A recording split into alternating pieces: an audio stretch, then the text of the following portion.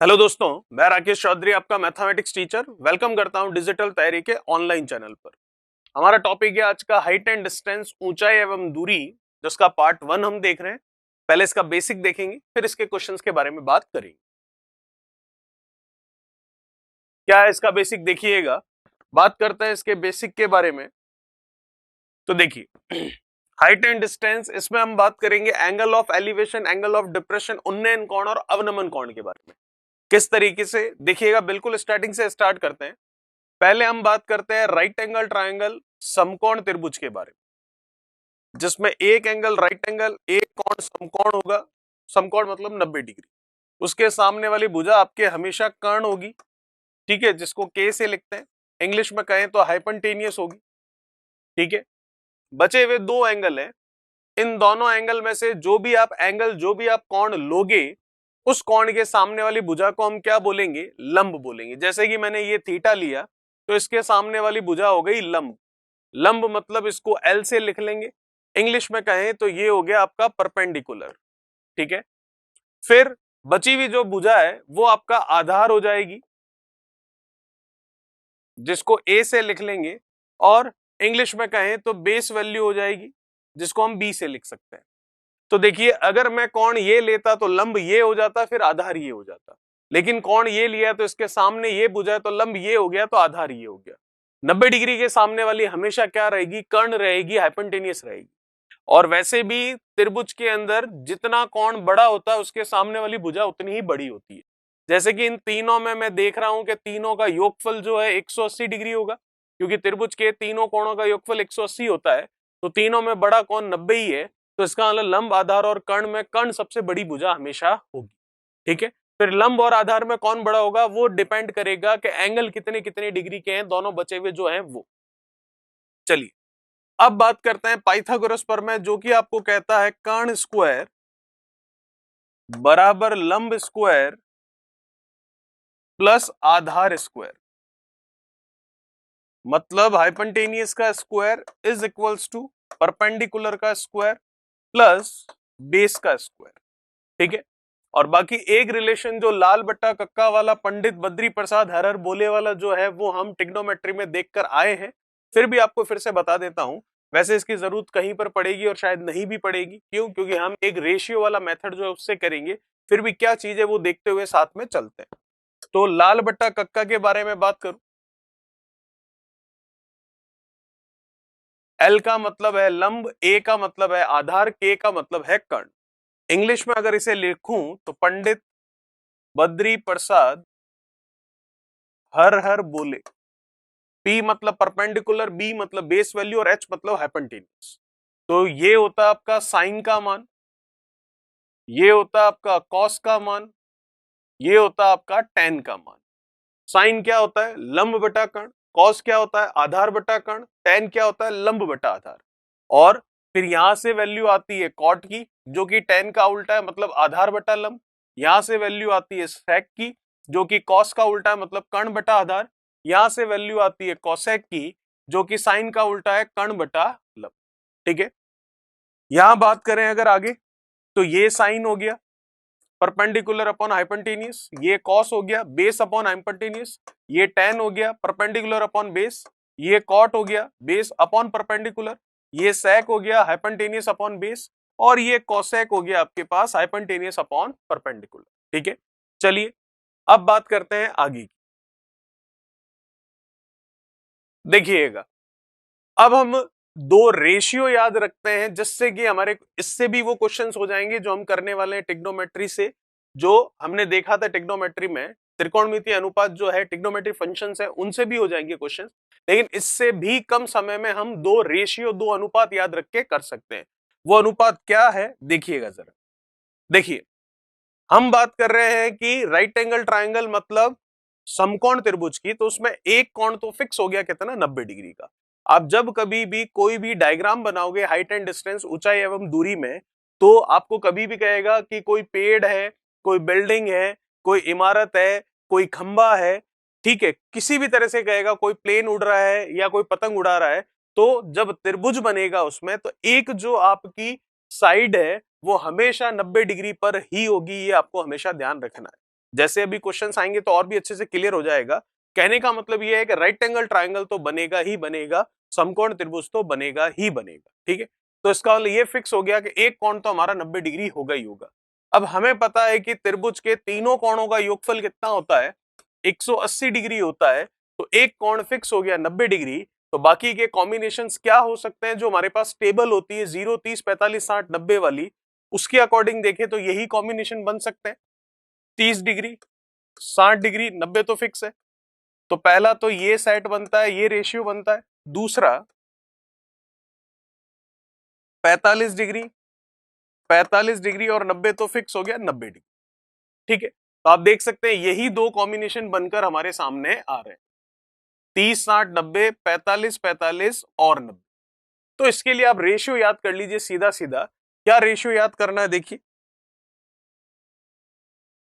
एक हमने याद कर लिया रेशियो 1/√3 और ये 2, इसके लिए याद कर लिया 1, 1 और √2, ठीक है।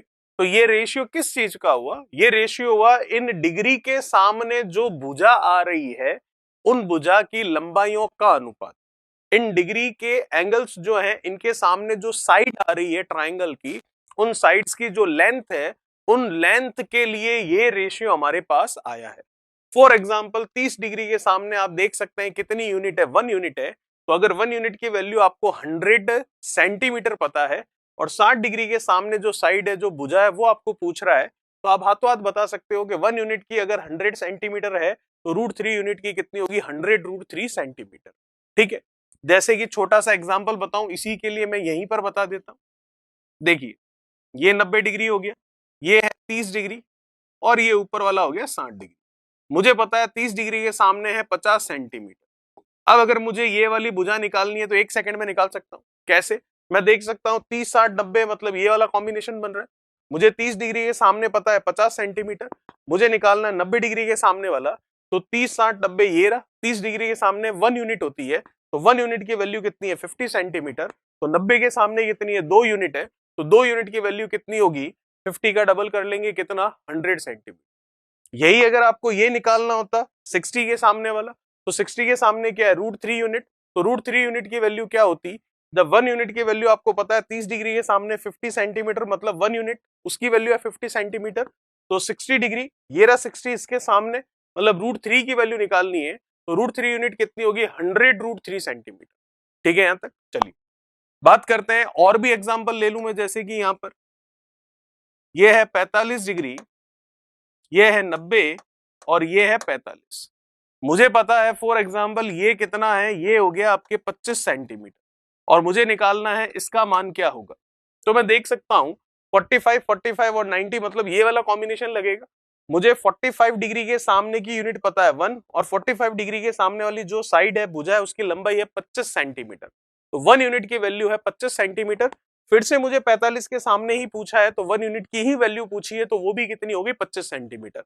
यही अगर इसका मान पूछा जाता तो मैं क्या बताता, 90 डिग्री के सामने आ रही है, तो 45, 45, 90 मतलब √2 की वैल्यू पूछ रहा आपको। तो 1 यूनिट की वैल्यू आपको पता है कितनी है, 25 सेंटीमीटर। तो √2 की वैल्यू कितनी होगी, 25 √2 सेंटीमीटर, ठीक है। तो इस तरीके से हम बिना लाल बट्टा कक्का पंडित बद्री प्रसाद हरर बोले इसमें गए बिना हम इस रेशियो से भी आंसर निकाल सकते हैं, ठीक है। चलिए आगे और बात करते हैं, देखिएगा। तो अभी तक हमने क्या क्या देखा, राइट एंगल ट्राइंगल क्या होता है, कैसे एक लंब और आधार परपेंडिकुलर और बेस वैल्यू ली जाती है, कैसे कर्ण वैल्यू ली जाती है, क्या होता है ये आपका पाइथागोरस प्रमेय, किस तरीके से लाल बटा कक्का और ये काम में आता है, और किस तरीके से ये रेशियो याद रखने हैं और कैसे ये रेशियो काम आते हैं। बात करते हैं आगे की। देखिएगा, जब कभी भी आपको इस तरीके से बोले कि कोई पतंग उड़ाई जा रही है या कोई पक्षी उड़ रहा है या कोई हवाई जहाज उड़ रहा है, ये तीनों इस तरीके से आपको कुछ दे रखे हो, तो आपको हमेशा क्या ध्यान रखना है। जैसे कि मैं बात कर रहा हूं, कोई पतंग उड़ाई जा रही है, तो पतंग उड़ रही है फॉर एग्जाम्पल यहां पर, ठीक है, यहां पर उड़ रही है और पतंग उड़ाने वाला है यहां पर। तो आप देख सकते हो ये वो पतंग की डोर है जिससे वो पतंग उड़ रही है, ठीक है, जो कि इस तरीके से होगी। वैसे तो अगर पतंग उड़ाते हैं तो पतंग की डोर में बीच में थोड़ा सा क्या रहता है, ऐसे कर्व रहता है, लेकिन हम मानते हैं कि वो डोर एकदम सीधी होगी। तो ये हो गई पतंग जो उड़ रही है, ये हो गई जहां से पतंग उड़ रही है, तो ये हो गई वो पतंग की डोर जिससे वो पतंग उड़ रही है। और ये हमने बना लिया कि ये पतंग धरातल से इतनी ऊंचाई पर है, और ये हमने इसको मिलाकर बना दिया त्रिभुज, और ये त्रिभुज बन गया आपका समकोण त्रिभुज, राइट एंगल ट्रायंगल। तो आप देख सकते हैं ये तो वो पतंग हो गई, ठीक है, या फिर यूं कह सकते हैं ये तो पतंग हो गई आपकी,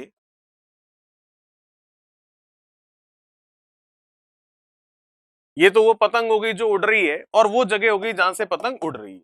तो इसे हम क्या कहते हैं, इसे हम कहते हैं, ये वो हो गई जो पतंग उड़ रही है, ये पतंग उड़ाने वाली जगह हो गई, तो इसको हम कहेंगे क्या, पतंग की पतंग उड़ाने वाले से सीधी दूरी, स्ट्रेट डिस्टेंस कहलाएगी। और ये कहलाएगी पतंग की धरातल से लंबवत दूरी, परपेंडिकुलर डिस्टेंस। और ये कहलाएगी उसकी क्या, क्षैतिज दूरी, हॉरिजॉन्टल डिस्टेंस। ये नाम इसलिए बताए जा रहे हैं ताकि क्वेश्चन में अगर नाम के हिसाब से आए तो आपको पता रहे कि कर्ण क्या है, लंब क्या है और आधार क्या है। ये तो हो गया आपकी हॉरिजॉन्टल डिस्टेंस,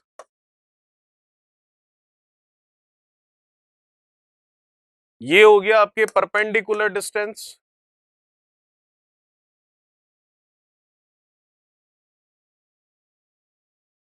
और ये हो जाएगा आपके एकदम स्ट्रेट डिस्टेंस जिसे हम कह रहे हैं सीधी दूरी। क्या पतंग के लिए ये चीज काम करेगी? नहीं। अगर कोई हवाई जहाज है तो ये हो गया जो हवाई जहाज उड़ रहा है वो,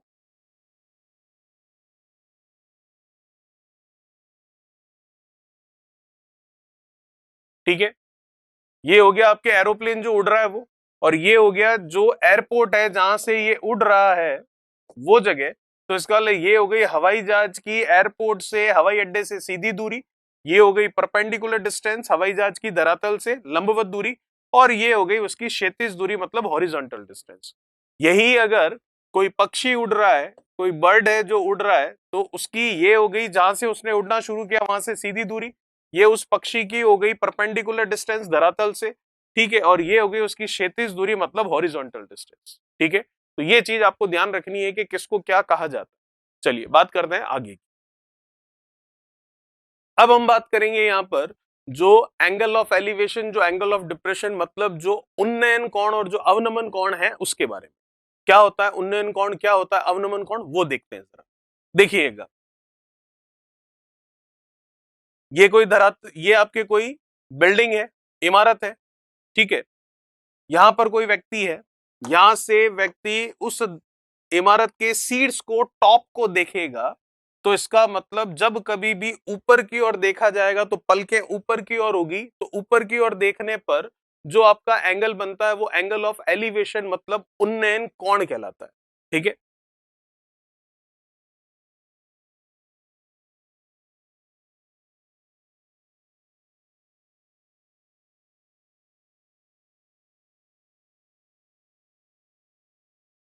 तो जब कभी भी ऊपर की ओर देखा जाएगा तो ऊपर की ओर बनने पर, ऊपर की ओर देखने पर बनने वाला जो कोण होगा वो एंगल ऑफ एलिवेशन मतलब उन्नयन कोण कहलाएगा। जैसे कि यहां से कोई उसको देख रहा है, जैसे कि मैं मेरी बात करूं, मैं यहां खड़ा हूं, मुझे ऊपर छत पर देखना है, तो पलकें ऊपर की ओर जाएगी, तो जब पलकें ऊपर की ओर जाएगी तो उन्नयन कोण एंगल ऑफ एलिवेशन बनेगा। तो एंगल ऑफ एलिवेशन कहां बन रहा है, ये रहा, ठीक है, ये बन गया एंगल ऑफ एलिवेशन, जिसको नाम दे दिया मैंने थीटा, कुछ भी नाम दे सकते हैं। तो ये हो गया एंगल ऑफ एलिवेशन आपके थीटा, ठीक है। चलिए, अब इसी स्थिति के लिए यहां से कोई है जो कि इसको देखना चाह रहा है, तो वो नीचे की तरफ देखेगा। जैसे कि मैं अगर नीचे फर्श देखना चाह रहा हूं तो मैं नीचे की तरफ पलके करूंगा, तो नीचे की तरफ देखने पर बनने वाला जो कोण होगा वो कहलाएगा अवनमन कोण।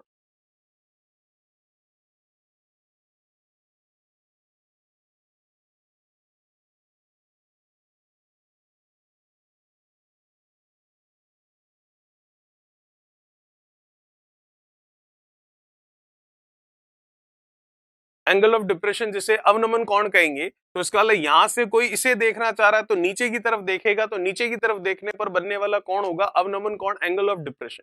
तो क्या ये वाला कोण अवनमन कोण होगा क्या? नहीं। क्यों? क्योंकि चाहे एंगल ऑफ एलिवेशन बनाओ या एंगल ऑफ डिप्रेशन बनाओ, उन्नयन कोण बनाओ या अवनमन कोण बनाओ, हमेशा किसके साथ बनते हैं? हॉरिजॉन्टल लाइन के साथ, क्षैतिज रेखा के साथ बनते हैं। कभी भी वर्टिकल लाइन के साथ, ऊर्ध्वाधर रेखा के साथ नहीं बनेंगे। तो ये तो क्षैतिज रेखा के साथ बन गया, कोई दिक्कत नहीं।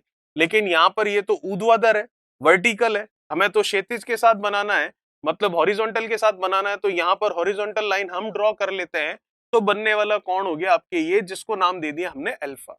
तो अवनमन कोण हो गया हमारा क्या? अल्फा। तो उन्नयन कोण कब बनता है? ऊपर की ओर देखने पर। अवनमन कोण कब बनता है? नीचे की ओर देखने पर। दोनों ही हमेशा किसके साथ बनते हैं? क्षैतिज रेखा के साथ, हॉरिजॉन्टल लाइन के साथ। ठीक है, कभी भी ऊर्ध्वाधर वर्टिकल लाइन के साथ इन दोनों में से कोई भी एंगल नहीं बनेगा। अब आप एक चीज यहां पर देख सकते हैं जो कि साफ साफ दिखाई दे रही है हमें, कि एक ही स्थिति के लिए, एक ही सिचुएशन के लिए angle of elevation, angle of depression, उन्नयन कोण और अवनमन कोण दोनों का मान बराबर होता है। जैसे कि इस वाली एक ही कंडीशन के लिए थीटा और अल्फा दोनों बराबर है। ऐसा क्यों? क्योंकि आप देख सकते हैं कि ये जेड आकृति बन रही है यहां पर, और हमें पता है जो जेड आकृति में कोण बनते हैं वो कोण क्या होते हैं? एकांतर कोण होते हैं, ऑल्टरनेट एंगल्स जिसे हम कहते हैं।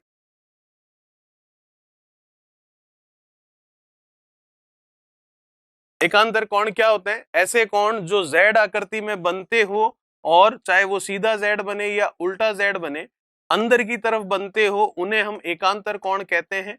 और दोनों ही कोणों का मान आपस में क्या रहता है? उस समय बराबर रहता है। ठीक है, तो ये हम यहां से देख सकते हैं। तो आप जेड आकृति देख सकते हैं, तो अल्फा और थीटा दोनों ही बराबर होंगे, उन्नयन कोण और अवनमन कोण दोनों ही बराबर होंगे एक ही स्थिति के लिए। अगर यहां से ये इधर मूव कर जाता है, उस समय फिर जो उन्नयन कोण होगा वो कुछ नया होगा, और फिर इसी स्थिति के लिए अवनमन कोण कुछ नया होगा, लेकिन उन्नयन और अवनमन इसी स्थिति के लिए आपस में क्या होंगे? बराबर। ठीक है, ये वाला उन्नयन कोण एंगल ऑफ एलिवेशन इस वाले अवनमन कोण एंगल ऑफ डिप्रेशन के बराबर नहीं होगा।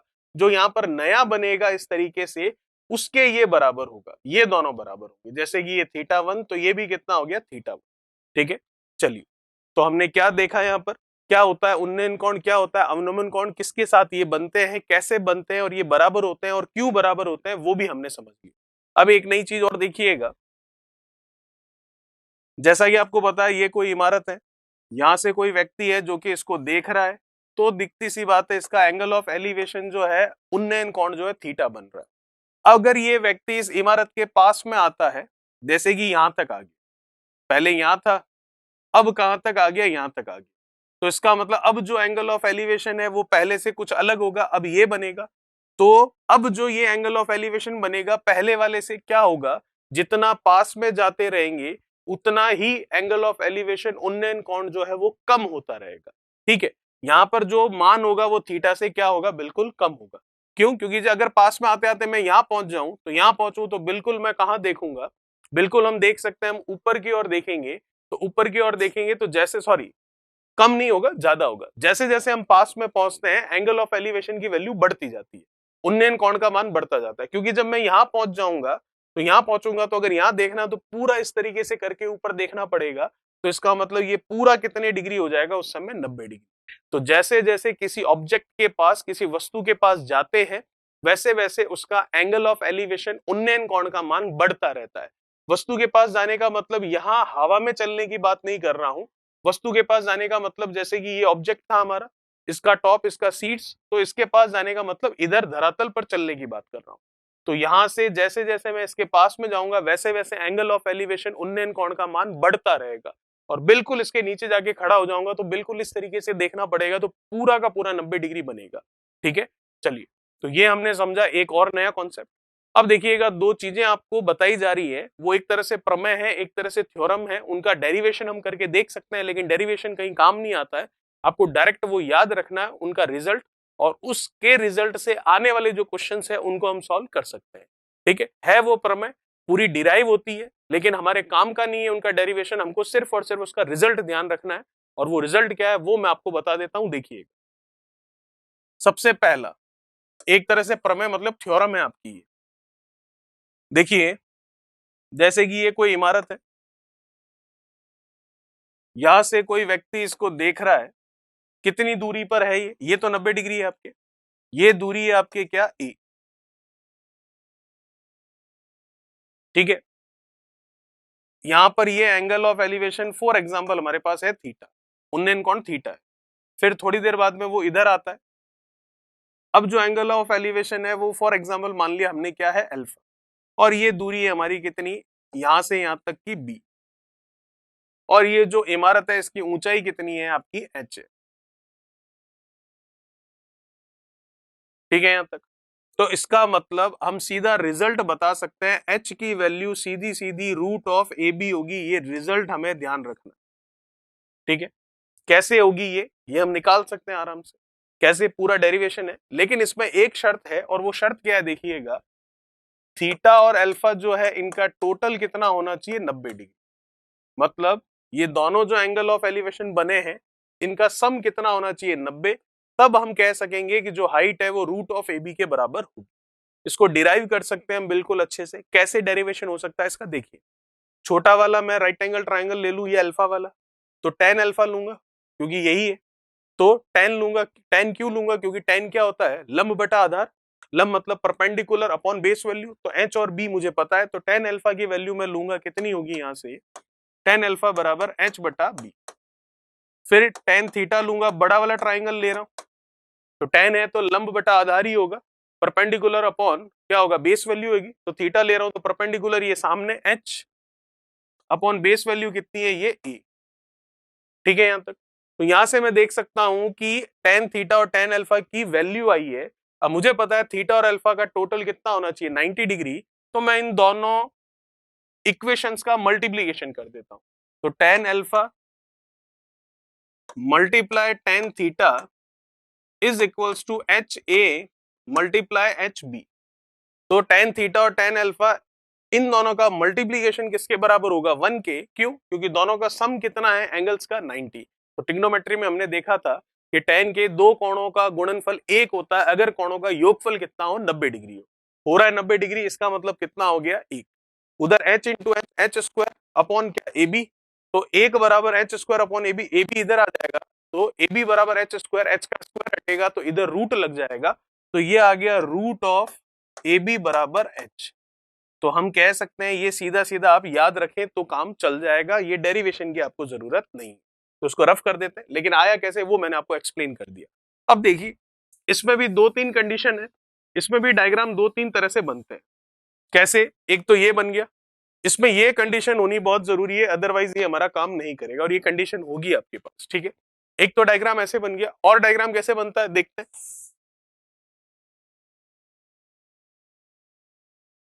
सेकेंड डायग्राम इस तरीके से, अभी तो दोनों एक ही तरफ थे, अभी एक इधर हो और दूसरा इधर हो तो भी हमारा काम हो जाएगा।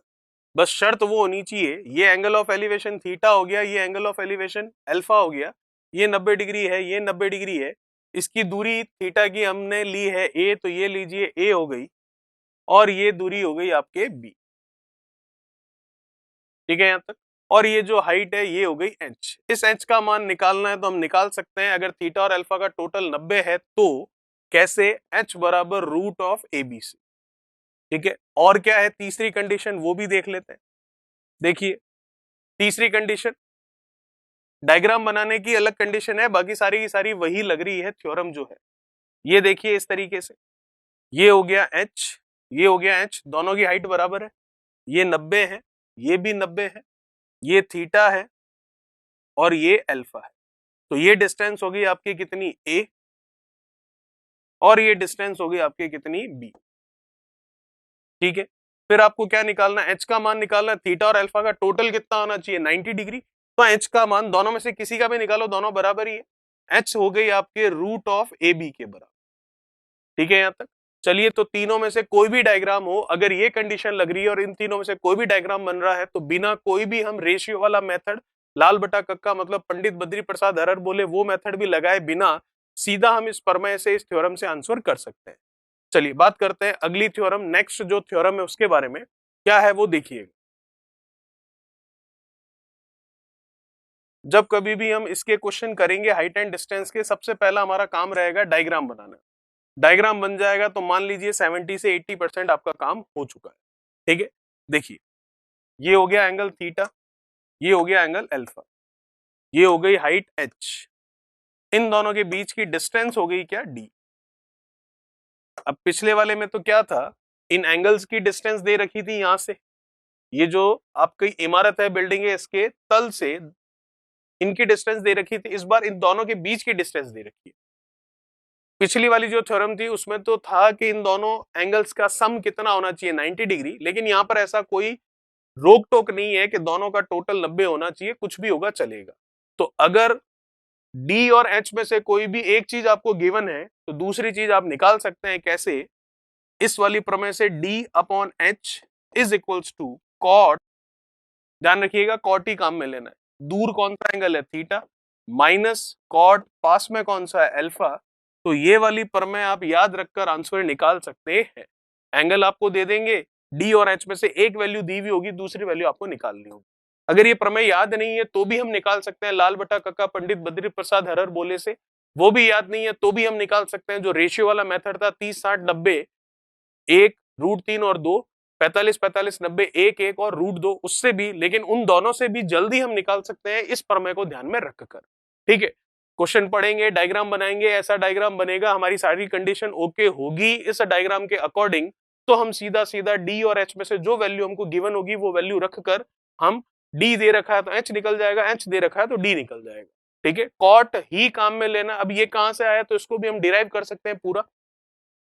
जैसे कि यहां से यहां तक मैं मान लूंगा कुछ x, फिर tan अल्फा लूंगा, h अपॉन x होगा, फिर tan थीटा लूंगा, h upon x plus D होगा, फिर tan को cot में बदलेंगे, फिर h की वैल्यू लेंगे, दोनों h की वैल्यू बराबर होगी तो दोनों को बराबर रखेंगे, वहां से फिर हम h का मान निकालें। तो इतना लंबा चौड़ा डेरिवेशन होगा, वो किसी काम का नहीं है, आप सीधा रिजल्ट याद रखिए। चलिए, तो ये हमारी थोड़ी बहुत बेसिक बातें थी हाइट एंड डिस्टेंस के बारे में, जो कि मैंने आपसे की। अब बात करते हैं जो इसके क्वेश्चंस हैं उनके बारे में एक एक करके। तो सवाल लेते हैं पहला, क्या कह रहा है क्वेश्चन फर्स्ट, देखिए।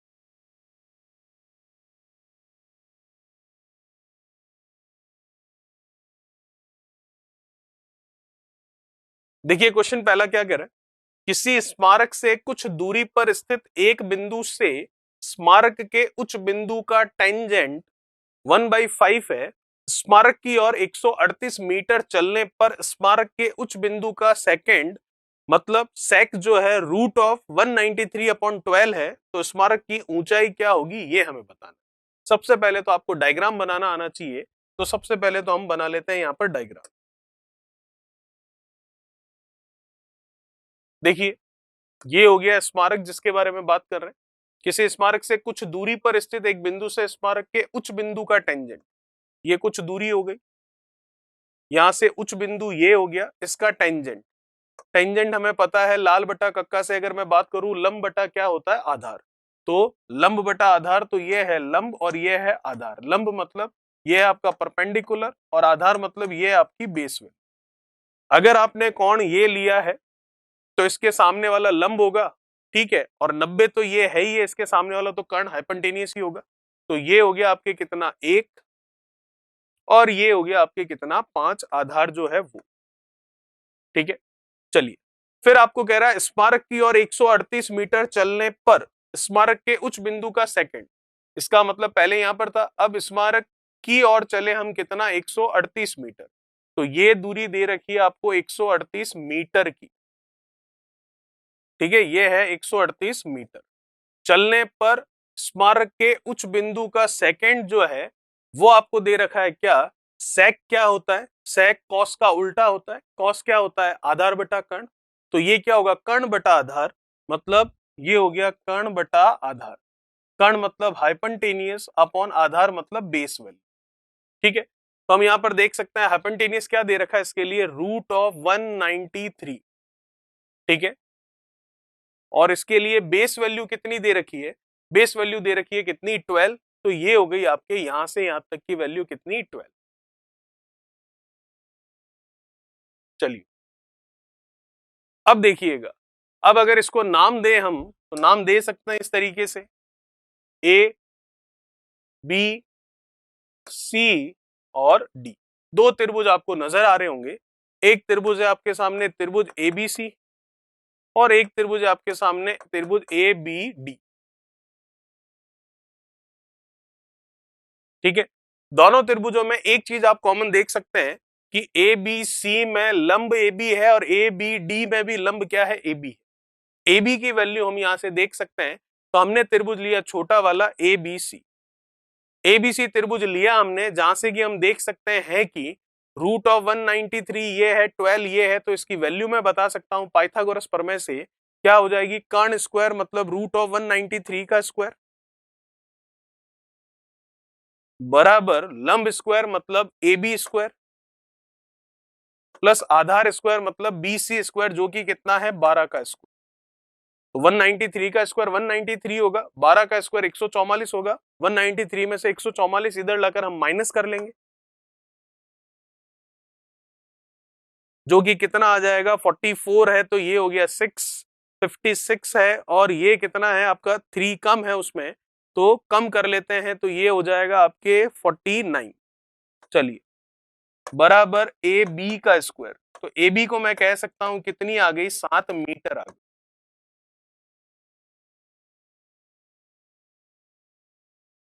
चलिए ए बी की वैल्यू कितनी आ रही है आपके पास, 7 आ रही है। ए बी की वैल्यू 7 आ रही है, तो 1 यूनिट की वैल्यू कितनी हो गई आपके 7। अब आप देख सकते हैं अगर आप त्रिभुज ए बी सी जो कि हमने अभी लिया, इसकी जगह त्रिभुज ए बी डी भी लोगे तो भी ये तो फिक्स रहेगा 1 यूनिट है, और 1 यूनिट की वैल्यू कितनी है 7। तो देखें जरा यहां पर, तो यहां पर हम देख सकते हैं ये पूरा कितना था हमारे पास, 5 था, उसमें से ये हम देख सकते हैं कितना है 12 है। तो इसका मतलब देखिए यहां पर अगर बात करें तो ये 12 है, ठीक है। अगर यहां पर हम इसके लिए भी मान निकालना चाहे तो निकाल सकते हैं। ये कितना है 7, ये कितना है 5। चलिए तो 1 यूनिट की वैल्यू 7 है, तो ये 5 यूनिट है पूरी बी से डी तक। तो 5 यूनिट की वैल्यू क्या होगी, एक का मान 7 है, तो 5 का मान कितना होगा 35, ठीक है। तो ये पूरा यहां से यहां तक कितना यूनिट आया 35, और ये कितना है 12। तो 35 में से 12 कम करूं तो ये वैल्यू निकलेगी मेरे पास, बिल्कुल निकलेगी। तो 35 में से 12 कम कर लिया मैंने, जो कि आ गया हमारे पास कितना, ये आ गया आपके पास 13, ठीक है। 13 मतलब 23 आ जाएगा, 23 आ गया आपके पास। अब 23 की वैल्यू किसके बराबर है, 138 मीटर के। तो एक की वैल्यू कितनी होगी 138 बटा में 23, ठीक है। तो कर लेते हैं कितनी बार जा रहा है देखते हैं इसको। तो ये आपके कैंसिल हो जाएगा, सीधा सीधा ये जाएगा 138/23 है। तो ये तो 1 यूनिट की वैल्यू आ रही है, हमें यूनिट कितनी चाहिए आप देख सकते हैं 7। क्यों, क्योंकि हमें तो इसका मान निकालना है, उसकी ऊंचाई पूछी है आपको स्मारक की। तो 7 की वैल्यू निकालनी है, तो 7 से हम इसको करेंगे मल्टीप्लाई। ये कर दिया इसको 7 से मल्टीप्लाई। अब हमारा आंसर जो है बिल्कुल आ जाएगा। तो इसको कर लेते हैं हम, कितनी बार जा रहा है देखिए, ये क्या 6 बार जाएगा क्या, 6 3 18, और 6 का इससे बिल्कुल ये 6 बार कैंसिल हो जाएगा। ये 6 बार गया, 6 का 7 से गुणा कितना 42। तो 42 जो है वो हमारा आंसर होगा, जो कि पहला ऑप्शन बिल्कुल सही, ठीक है।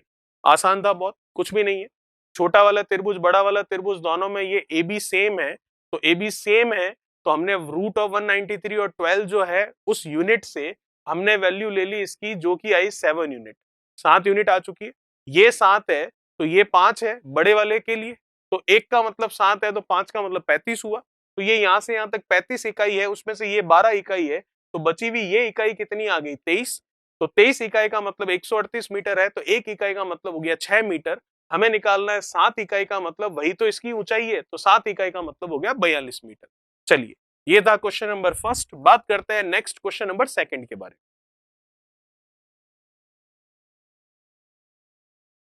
क्या कह रहा है क्वेश्चन नंबर सेकंड, देखिए। भूमि पर स्थित बिंदु ए से किसी टावर के उच्च बिंदु का उन्नयन कोण 30 डिग्री है। टावर की ओर 20 मीटर बढ़ने पर बिंदु बी से टावर के उच्च बिंदु का उन्नयन कोण 60 डिग्री हो जाता है, तो टावर की ऊंचाई क्या होगी। पहले तो बनाते हैं डायग्राम। ये हो गया वो टावर जिसके बारे में बात हो रही है। चलिए अब इस टावर के लिए भूमि से आपको कह रहा है बिंदु ए से उच्च बिंदु का उन्नयन कोण 30 डिग्री है, तो ये बिंदु हो गया ए। यहां से इसका एंगल दे रखा आपको 30 डिग्री, एंगल ऑफ एलिवेशन, ये तो हो गया 90 डिग्री फिक्स। फिर कह रहा है कि टावर की ओर 20 मीटर बढ़ने पर, तो इसका मतलब टावर की ओर 20 मीटर बढ़ने पर तो यहां से इधर आ गए यहां तक, इसको लंबाई बोल रहा है 20 मीटर।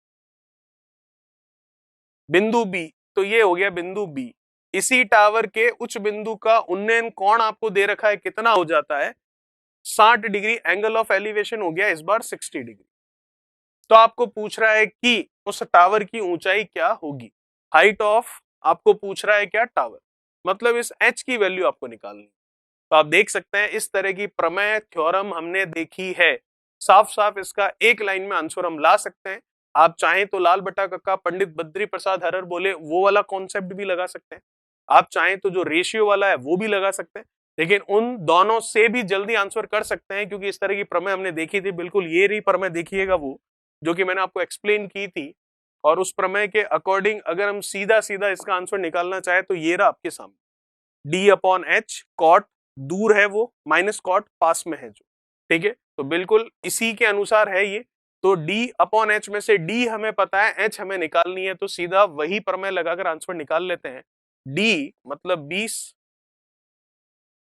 अपॉन एच वो तो निकालना है, कॉट 30 डिग्री, दूर तो 30 ही है तो कॉट 30 माइनस कॉट 60 डिग्री, तो कॉट 30 की वैल्यू देखनी है तो क्या होगी, कॉट 30 की वैल्यू होगी आपके tan 30 की उल्टी, ठीक है, और tan 30 की उल्टी, और tan क्या होगा, साइन बटा कॉस, ठीक है, या फिर कॉट देखना है तो आपको पता है क्या होता है, कॉस बटा साइन, यही तो होता है कॉट। तो cos 30 का मान कितना होता है, cos 30 का मान होता है आपके कितना, जो sin 60 का मान मतलब √3/2 अपॉन साइन 60 का मान कितना होगा, साइन 30 की बात हो रही है, सॉरी साइन 30 का मान कितना होगा, साइन 30 का मान होता है 1/2, ये कैंसिल हो गया तो ये आ गया √3, तो कॉट 30 हो गया √3 और कॉट 60 हो जाएगा 1/√3। बस इसे सॉल्व करना है, कर लेते हैं, आगे आपका आंसर 20 अपॉन एच √3, √3 का √3 से 3, 3 माइनस 1 कितना 2, 2 से ये गया कितना 10, 10 का √3 से मल्टीप्लीकेशन 10√3 इज इक्वल्स टू कितना h, h की वैल्यू तो निकालनी थी जो कि आ चुकी है कितनी 10√3 मीटर, जो कि हमारा ऑप्शन मैच कर रहा है कौन सा, तीसरा, और ये बिल्कुल सही। चलिए बात करते हैं नेक्स्ट क्वेश्चन नंबर 3 के बारे में।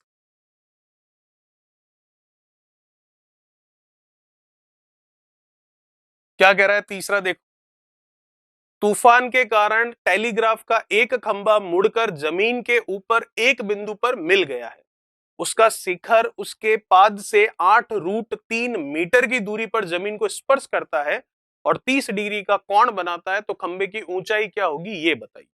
देखिए ये इस तरह का खंबा था, ये धरातल है, तो तूफान आया तो उससे क्या हुआ, ये खंबा ऊपरी भाग से टूटकर, ठीक है, ये यहां से टूट गया, तो यहां से टूट गया तो फिर ये जो है ये वाला भाग, ये आप देख सकते हैं, जो कि हम कलर चेंज कर लेते हैं इसमें, ये देखिए ये वाला भाग जो है ये यहां से मुड़कर कहां आ जाएगा, यहां पर, तो ये लीजिए यहां पर आ गया, ठीक है। अब आपको क्या कह रहा है, तो अगर इस खंबे की ऊंचाई की बात करूं तो खंबे की ऊंचाई तो ये पूरी है, ध्यान रखिएगा, ये जो हाइट है ये है इस पूरी खंबे की ऊंचाई, जो कि क्या है h, और वही हमको पूछी है, ये पूरा खंबा है, लेकिन तूफान के कारण यहां से मुड़ा तो ऊपर वाला भाग टूटकर यहां आ गया, तो अब ये हमारे सामने एक राइट एंगल ट्राइंगल बन रहा है, तो ये तो हो गया 90।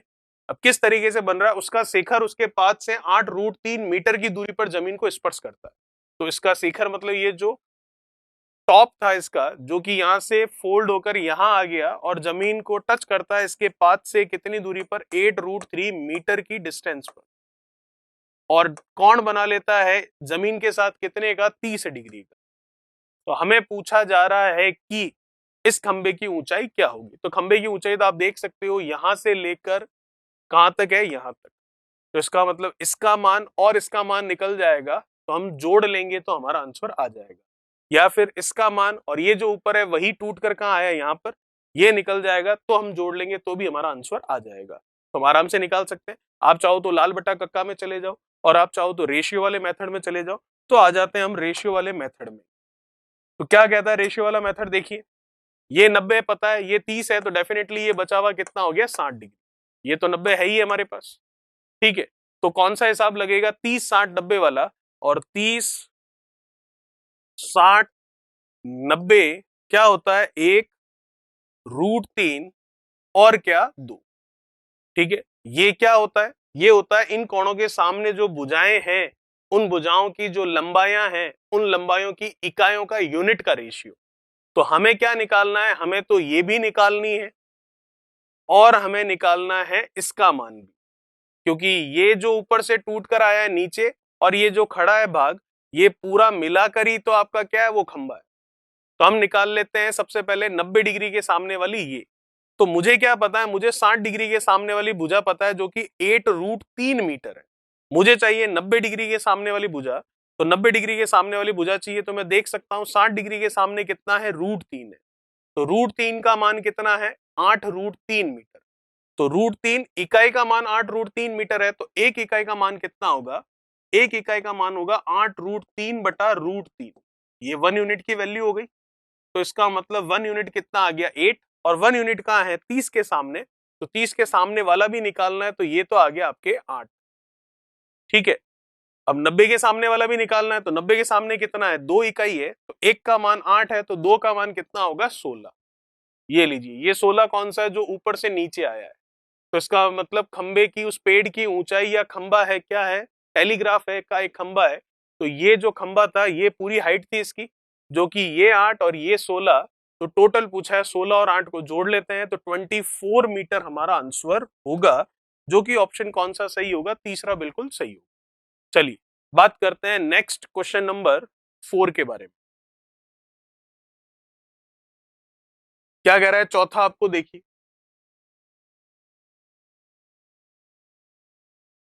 क्वेश्चन नंबर चौथा है हमारे सामने, जो कि हमको कह रहा है कि भूमि पर स्थित एक बिंदु से छत पर स्थित किसी चिमनी के उच्च बिंदु तथा छत का उन्नयन कोण x तथा 45 डिग्री है, इमारत की ऊंचाई h है, तो चिमनी की लंबाई जो है वो क्या होगी? ये हमें बता। चलिए पहले बनाते हैं डायग्राम। तो डायग्राम कैसे बनेगा? देखिए, भूमि पर स्थित किसी एक बिंदु से छत पर स्थित किसी चिमनी के उच्च बिंदु तथा छत का उन्नयन कोण। चलिए, तो ये तो हो गई कोई इमारत,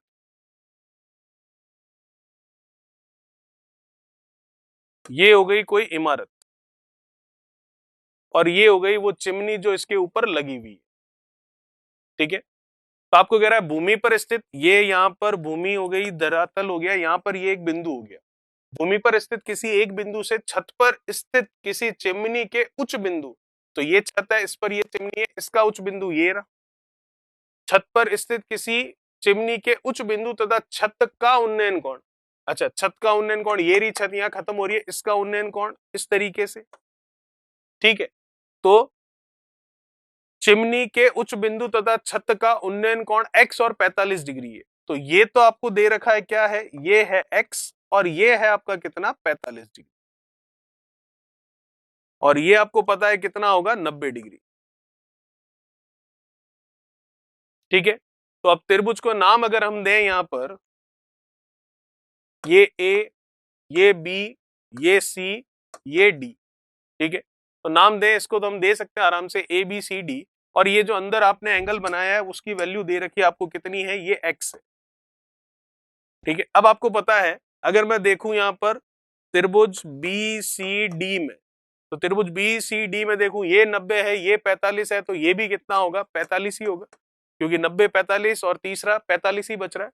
ठीक है, और हमको क्या दे रखा है यहां पर? इमारत की ऊंचाई दे रखी है h मीटर। इमारत की ऊंचाई मतलब इसकी वैल्यू दे रखी है आपको h। तो आपको पता है, अगर ये h है तो ये 45 है, तो इसके सामने h है, तो ये 45, तो इसके सामने ये भी क्या होगा? h ही होगा।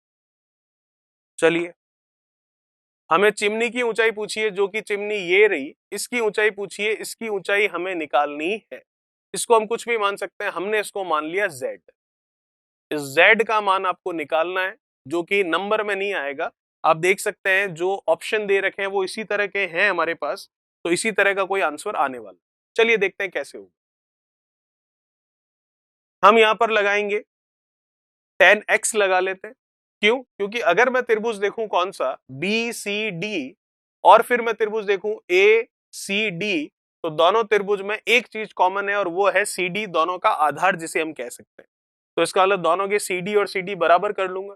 तो फिर हम देखेंगे क्या निकलेगा यहां से। तो देखिएगा, मैं लगाता हूं सबसे पहले त्रिभुज बीसीडी में tan 45, tan ही लगेगा। क्यों? क्योंकि सामने वाली भुजा और आधार यही पता है। तो tan 45 लंब बटा आधार, तो लंब कितना h, आधार कितना h, तो h बटा h तो आपके कितना आ रहा है 1। ठीक है, वैसे भी tan 45 एक ही होता है। चलिए, अब यहां से अगर मैं देखूं तो tan x की वैल्यू देखूं, tan x क्या होगा, लंब, लंब जो कि मैं देख सकता हूं ये पूरा है। ये कौन सा त्रिभुज लग रहा है, ये त्रिभुज लग रहा है आपका ACD। इसमें लंब क्या होगा, ये पूरा ही होगा, तो पूरा मतलब z प्लस h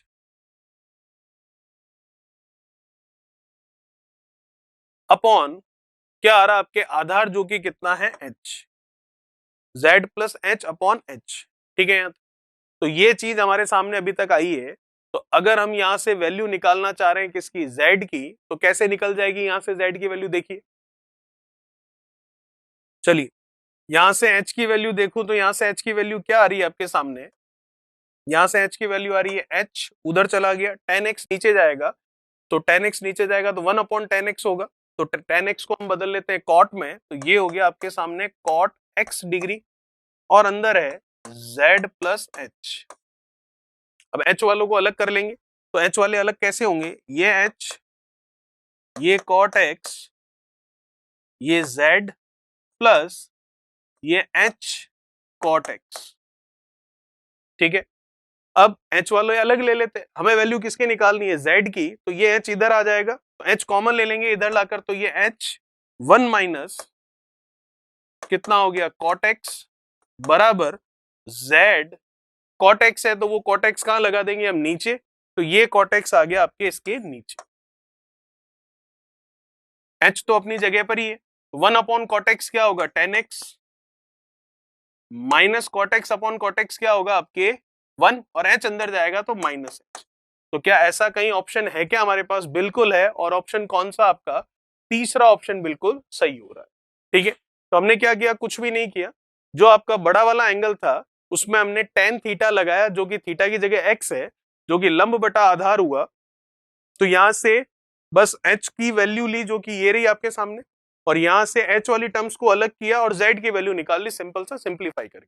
चलिए, अगर वैल्यूज दे रखी होती तो वैल्यू इस त्रिकोणमितीय फंक्शन में, ट्रिग्नोमेट्रिक फंक्शन में ना आकर कोई ना कोई नंबर आ जाता, लेकिन वैल्यूज आपको दे ही नहीं रखी थी, इसलिए इसी तरह से एक्सप्रेशन में आंसर आया। बात करते हैं नेक्स्ट क्वेश्चन नंबर 5 के बारे में।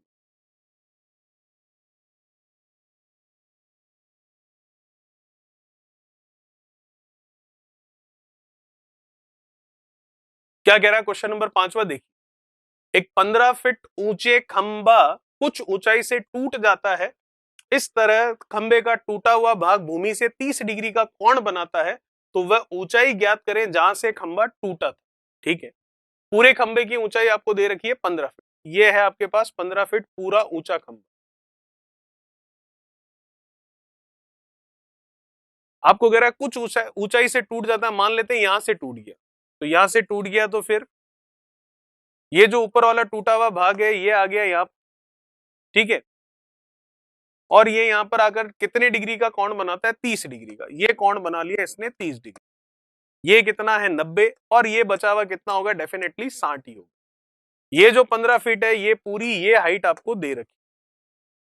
ठीक है यहां तक, चलिए, अब आपको क्या कह रहा है, वह ऊंचाई ज्ञात करे जहां से खंबा टूटा था, मतलब आपको ये वाली वैल्यू निकालनी है, ये यहीं से तो टूटा था, तो मान लेते हैं ये टूटा था x से, तो ये अगर x है तो पूरा 15 था, उसमें से ये x है, तो ये कितना है 15 माइनस एक्स, तो यही तो भाग ऊपर से टूट कर कहां आया, नीचे, तो ये हो गया 15 माइनस एक्स।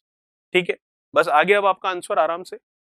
अब ये 90 है, ये 30 है, ये 60 है, 30 60 90 कोई सा भी लगा सकते हैं, वैल्यू तो हमें किसी की पता नहीं है, तो हमको साइन कॉस या टेन उनकी वैल्यू लेकर ही इसका आंसर निकालना पड़ेगा। अब जैसा कि मैं देख सकता हूं, अगर मैं 30 डिग्री लेता हूं तो इसके सामने वाली भुजा लंब, और ये तो कर्ण है परपेंडिकुलर, और ये हो गया आपके हाइपोटेन्यूज, इन्हीं में रिलेशन है।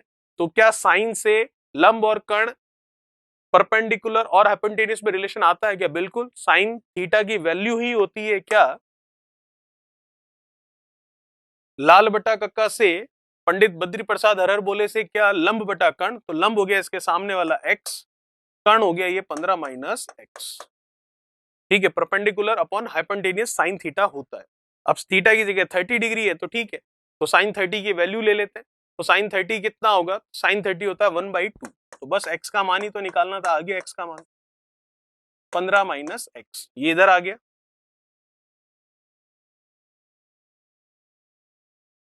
15 माइनस एक्स, 2 उधर चला गया 2x, माइनस का x उधर गया तो कितना हो गया प्लस का, तो 15 बराबर कितना 3x, और ये कैंसिल हो गया कितना 5, तो x की वैल्यू आ गई 5 फिट, मतलब सेकंड ऑप्शन आपका बिल्कुल सही। चलिए बात करते हैं नेक्स्ट क्वेश्चन नंबर 6 के बारे में। क्या कह रहा है क्वेश्चन नंबर 6, देखिए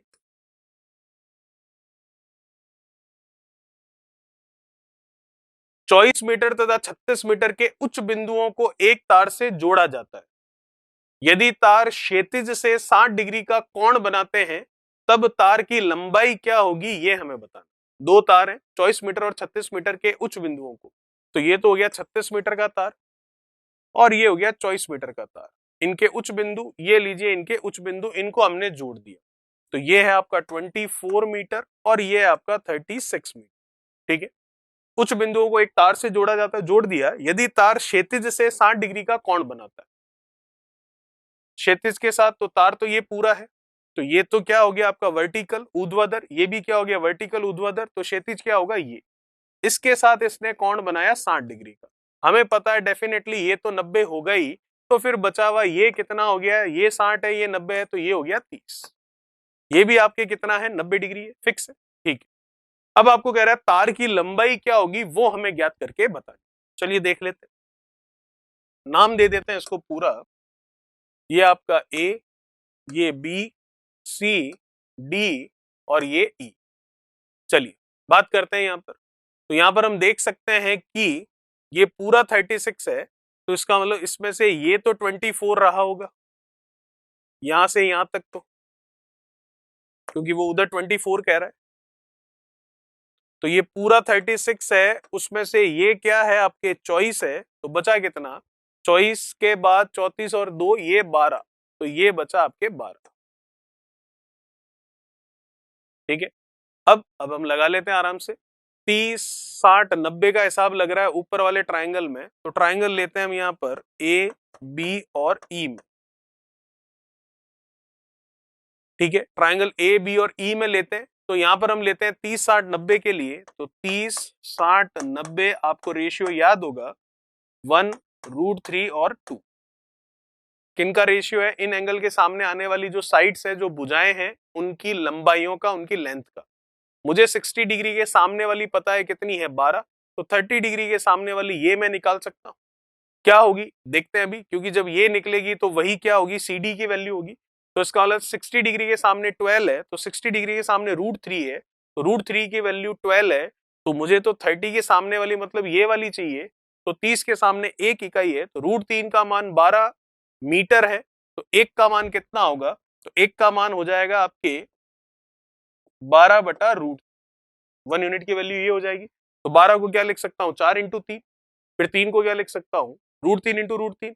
ठीक है, ऊपर वाले को क्या लिख सकते हैं 4×3, 3 को लिख सकता हूँ √3 × √3 अपॉन क्या √3 से √3 गया तो कितना आया 4√3, तो 4√3 आपकी वैल्यू आई कहां पर 4√3 वैल्यू आई इसकी, तो ये अगर 4√3 है तो ये भी कितना होगा 4√3 ही।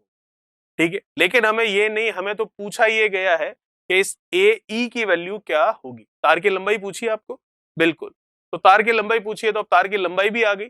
जब मैं ये निकाल सकता हूं 4√3 और ये है 12, तो क्या इसकी वैल्यू नहीं आ सकती, बिल्कुल आ सकती है। कैसे देखिए, 60 के सामने क्या है 12, 30 के सामने क्या है 4√3, तो 30 60 90 का हिसाब ही चल रहा है, 30 के सामने 1 यूनिट है जिसकी वैल्यू है 4√3, मुझे 90 के सामने वाली ये निकालनी है जो कि यूनिट कितनी है 2, तो 1 की वैल्यू है 4√3, तो 2 की वैल्यू क्या होगी 8√3। इसका मतलब ऑप्शन मैच कर रहा है आपका कौन सा, सेकंड ऑप्शन बिल्कुल सही होगा। ठीक है, चलिए ये था क्वेश्चन नंबर 6। बात करते हैं नेक्स्ट क्वेश्चन नंबर 7 के बाद।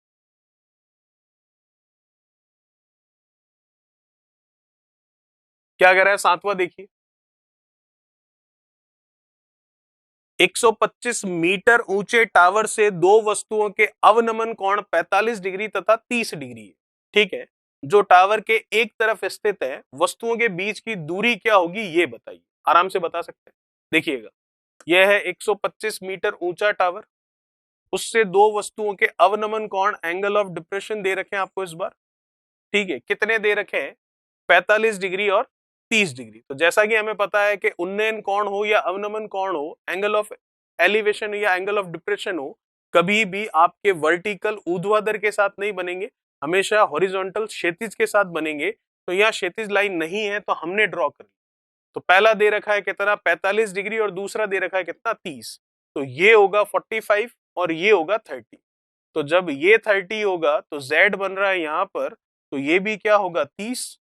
और ये अगर 45 है तो फिर ये z बन रहा है यहां पर, तो ये भी कितना होगा? 45। और ये तो आपको पता है 90 हो गई। और ये टावर की लंबाई है 125 मीटर की। ठीक है, तो आपको बोल रहा है जो टावर के एक ही तरफ स्थित है, वस्तुओं के बीच की दूरी क्या होगी, मतलब ये चीज आपको निकालनी है। तो ये तो हम निकाल सकते हैं डायरेक्ट, जो हमारे पास प्रमेय है उससे।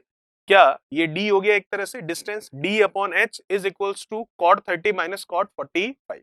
तो निकाल लेते हैं, d तो निकालना है, h कितना? 125 बराबर cot 30। तो cot 30 की वैल्यू ले लेते हैं। cot 30 क्या होगा? cot 30 हम देख सकते हैं cos 30 बटा sin 30, और cos 30 होता है कितना? √3/2, और sin 30 होता है कितना? 1/2, मतलब √3 हो गया एक तरह से। तो इसका मतलब ये हो गया √3, और cot 45 कितना? 1। डी निकालना है तो उधर चला गया, 125 मल्टीप्लाई √3 माइनस 1। तो क्या यहां पर ऐसा कोई ऑप्शन है क्या? बिल्कुल है। इसका मतलब सेकंड ऑप्शन, एक सेकंड में हमारा आंसर आ गया। लाल बटा कक्का से भी कर सकते थे, लेकिन हमने जो प्रमेय सीखी है, थ्योरम सीखी है, उससे डायरेक्ट हमने इसका आंसर कर लिया। चलिए बात करते हैं नेक्स्ट क्वेश्चन नंबर 8 के बारे में।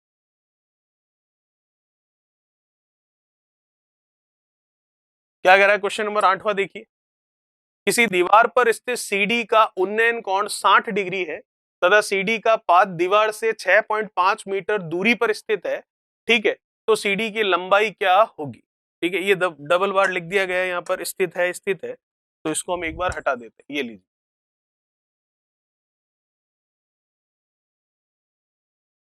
चलिए क्वेश्चन क्या बोल रहा है? किसी दीवार पर स्थित, ये रही दीवार, इस पर स्थित किसी सीडी का उन्नयन कोण, ये रही सीडी, इसका उन्नयन कोण मतलब ये आपको दे रखा है कितना? 60 डिग्री।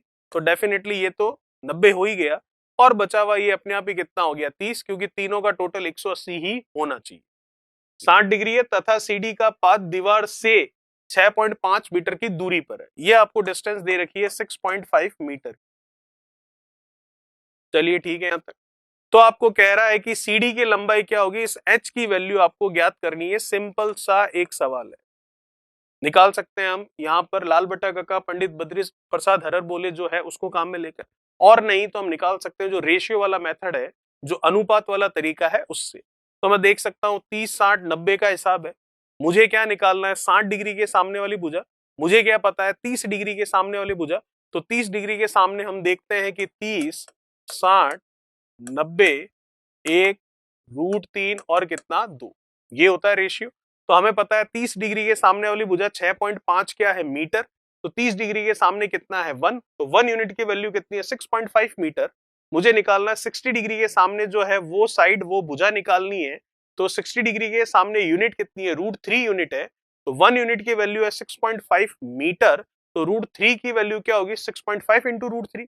तो इसका मतलब 6.5 इंटू √3 मीटर, यही होगा।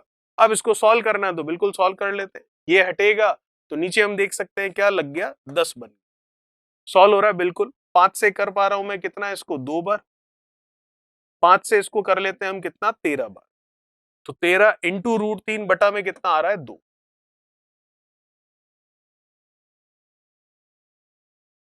ठीक है, 13 इंटू √3 बटा में 2। ऐसा कोई ऑप्शन है क्या हमारे पास?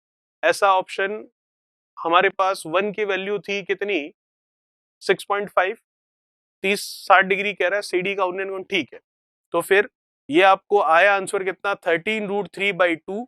13 √3/2 अगर हम देखें तो यहाँ पर ऑप्शन तो नहीं है, ऐसा कोई भी 3.25 मीटर अगर हम देखें तो ये तो और भी ज्यादा आएगा, लेकिन ऐसा नहीं हो रहा है यहाँ पर, तो हम कह सकते हैं इसका ऑप्शन होगा नन ऑफ दीज, मतलब इनमें से कोई नहीं। ठीक है, जो कि ऑप्शन कौन सा हमारा, इसका पांचवा ऑप्शन बिल्कुल सही होगा।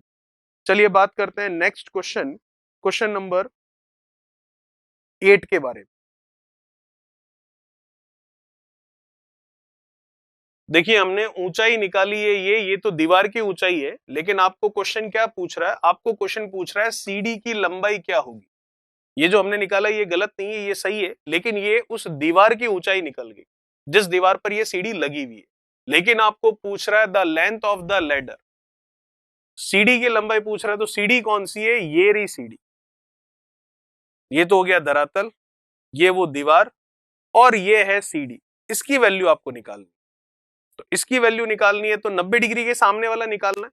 तो हमें क्या पता है 30 डिग्री के सामने वाला 6.5 मीटर है, तो 90 डिग्री के सामने वाला मतलब 2 यूनिट की वैल्यू निकालनी है। तो 1 यूनिट की वैल्यू 6.5 है, तो 2 यूनिट की वैल्यू सीधी सीधी हो जाएगी कितनी, 6.5 का डबल मतलब 13 मीटर। ठीक है, तो इसकी निकालने की ये जरूरत भी नहीं थी, निकाल लिया कोई बात नहीं, लेकिन वो आया क्या, इस एच का मान। ठीक है, एच मतलब जो आपकी दीवार पर स्थित सीढ़ी का उन्नयन कोण, तो ये आई एच, एच मतलब उसकी हाइट दीवार की, लेकिन दीवार की हाइट नहीं, हमें तो सीढ़ी की हाइट निकालनी थी, ये वैल्यू निकालनी थी। ठीक है, ये वैल्यू कितनी हो गई, सिंपल सा, 30 के सामने 6.5 है, तो 90 के सामने 1 है, 30 के सामने 90 के सामने 2 है, तो ये कितना होगा 13, तो इसका मतलब 13 मीटर हमारा आंसर होगा। चलिए बात करते हैं नेक्स्ट क्वेश्चन नंबर 9 के बारे में।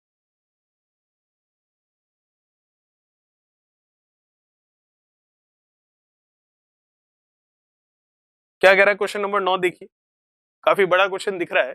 देखिए, एक सीढ़ी को दीवार के साथ इस प्रकार लगाया जाता है कि उसका ऊपरी भाग दीवार के ऊपरी हिस्से से लगे। ठीक है, लगा लेते हैं फिर, ये दीवार, ये धरातल, ये सीढ़ी, ऊपरी भाग ऊपरी हिस्से से लग गया, ये 90 डिग्री, जितना अभी का उतना डायग्राम हमने बना लिया। आगे देखते हैं, सीढ़ी के निचले हिस्से की दीवार से दूरी 10 फीट है और यह भूमि के साथ 60 डिग्री का कोण बना रही है। ये 10 फीट है और ये 60 डिग्री का कोण बना रही है, तो डेफिनेटली ये कितना हो गया फिर हमारा 30 डिग्री, क्योंकि तीनों कोणों का योगफल होता है कितना, 180 डिग्री। ठीक है, यहां तक। फिर आपको कह रहा है जब व्यक्ति इस पर चढ़ना प्रारंभ करता है तो सीढ़ी फिसल जाती है और भूमि के साथ 30 डिग्री का कोण बना लेती है। अब देखिए, जब इस पर चढ़ना शुरू किया तो ये स्लिप हो जाएगी, स्लिप होकर आपको पता है थोड़ी सी नीचे आ जाएगी। जैसे कि इस पर चढ़ना शुरू किया, यहां पैर रखा तो ये स्लिप हो गई, स्लिप हो गई तो फिर ये यहां से कहां आ गई, फॉर एग्जाम्पल यहां आ गई। ठीक है, चलिए, तो अब ये यहां आ गई तो इस तरीके से हो गई ये। अब ये जो एंगल बन रहा है, एंगल ये कितना हो गया, 30 डिग्री का हो गया क्वेश्चन के अकॉर्डिंग। ठीक है, चलिए फिर क्या बोल रहा है, जब व्यक्ति इस पर चढ़ना प्रारंभ करता है तो सीढ़ी फिसल जाती है और भूमि के साथ 30 डिग्री का कोण बनाती है। तो बताइए सीढ़ी कितनी फिसली है, तो सीढ़ी यहां से यहां तक स्लिप हुई है, तो हमें बताना इस x की वैल्यू क्या होगी। ठीक है, और ये जो 10 है ये कहां से कहां तक है, यहां से यहां तक था। ठीक है, ये 30 है, ये 90 है, तो फिर ये आपको पता है कितना होगा, ये डेफिनेटली आपका क्या होगा, 30 90, तो ये 60 होगा। सही है यहाँ। चलिए निकाल लेते हैं, कोई बड़ी बात नहीं, आराम से निकल जाएगा। पहले इसको नाम दे देते हैं, तो इसको नाम देते हैं हम ए बी सी, ये यहां पर डी और ये यहां पर ई। ठीक है, चलिए त्रिभुज लेते हैं ए सी डी वाला, तो ले लेते हैं त्रिभुज ए सी डी वाला। तो ए सी, आप एक चीज इसमें नोट करेंगे कि ए से डी जो है वो बराबर है बी से ई जो है उसके, और ये क्या है, आपके जो सीढ़ी है, जो लेडर है वही है। यही तो सीढ़ी थी ए से डी वाली, तो वही बी से ई है और वही आपकी सीढ़ी है। तो दोनों में आप ये देख सकते हैं कर्ण जो है, हाइपोटेनियस जो है वो सेम है, बराबर। चलिए मैं लेता हूं त्रिभुज ए सी डी, त्रिभुज लिया मैंने ए सी डी। तो त्रिभुज ए सी डी में हम देखते हैं, क्या देख सकते हैं, मुझे पता है ये 10 डिग्री जो कि 30 डिग्री के सामने है, तो 30 डिग्री के सामने है, तो मैं अभी कौन सा ले रहा हूं, ध्यान से देखिएगा, ए सी और डी, इसके बारे में बात की जा रही है, इसको ध्यान से देखिएगा।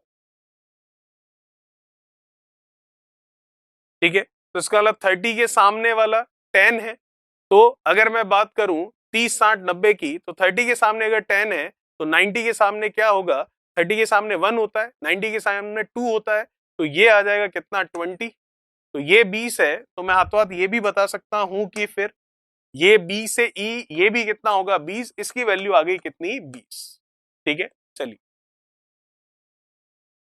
अब 30 के सामने 10 था, तो 30 60 90 के हिसाब से 30 1 यूनिट की वैल्यू 10 है, तो 90 मतलब 2 यूनिट 20 हो गया। तो अगर मैं 60 की बात करूं यहां से यहां तक की बड़े वाले त्रिभुज एसीडी में बात कर रहा हूं, 30 60 90 यहां पर हमने लगाया है, जो कि रेशियो मेथड है, हम देख कर आए हैं। तो हमें पता है 30 के सामने 1 यूनिट होती है और 30 के सामने 10 फीट है या 10 मीटर जो भी दे रखा है, 10 फीट है, ठीक है। तो 90 के सामने ये 20 फीट हो गया। फिर ये 60 के सामने त्रिभुज एसीडी में तो √3 होगा, तो इसका मतलब ये कितना आ गया 10√3, ये पूरा। लेकिन हमें तो इस x की वैल्यू निकालनी है अभी भी, ठीक है। तो आप देखिएगा, अब मैं बात करता हूं त्रिभुज BCE में। इसमें भी 30 60 90 का ही हिसाब है, तो ये लीजिए 30 60 90 का ही हिसाब है इसमें, 1√3 और ये कितना 2। तो यहां पर अगर मैं देखूं 30 60 90 का हिसाब चल रहा है यहां पर, तो हमें क्या पता है 90 के सामने वाली भुजा पता है कितनी है 20, तो 30 के सामने वाली भुजा क्या होगी हमारी, तो 30 के सामने वाली भुजा होगी हमारी, या फिर इस तरह से देख सकते हैं 60 के सामने वाली भुजा क्या होगी हमारी, तो 60 के सामने वाली भुजा होगी √3। तो देखिए इसको थोड़ा सा छोटा कर लेते हैं, क्वेश्चन को आपने देख लिया होगा, ताकि क्वेश्चन का आंसर हम आराम से कर सकें। चलिए देखिए, बीसीई में चल रहा हूं मैं, बीसीई में 90 के सामने 20 है, तो 60 के सामने वाले की बात कर लूं, 60 के सामने वैसे क्या है 10 + x है, ये लीजिए 10x की मान तो निकालनी है आप, ये लीजिए 10 + x 60 के सामने ही आ रहा है, और इधर 60 के सामने देखूं तो √3 है। तो मुझे क्या पता है 90 के सामने वाला जो कि 20 है, तो 2 यूनिट की वैल्यू कितनी है 20, तो 1 यूनिट की वैल्यू कितनी होगी 10, और √3 यूनिट की वैल्यू क्या होगी 10√3 होगी। ठीक है यहां तक। लेकिन मुझे पता है 60 के सामने कितना आ रहा है 10 + x आ रहा है, सिर्फ x का मान निकालना है, निकल गया वो तो। x बराबर 10√3 माइनस 10, x बराबर 10 कॉमन ले लो, √3 -1, यही तो आपको पूछा था, तो 10√3 -1 पहला ऑप्शन आपका बिल्कुल सही होगा। देखिए कितना आसानी से निकल गया।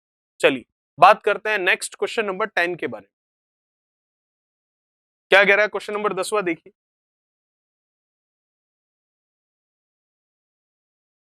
देखिए 10वां क्वेश्चन,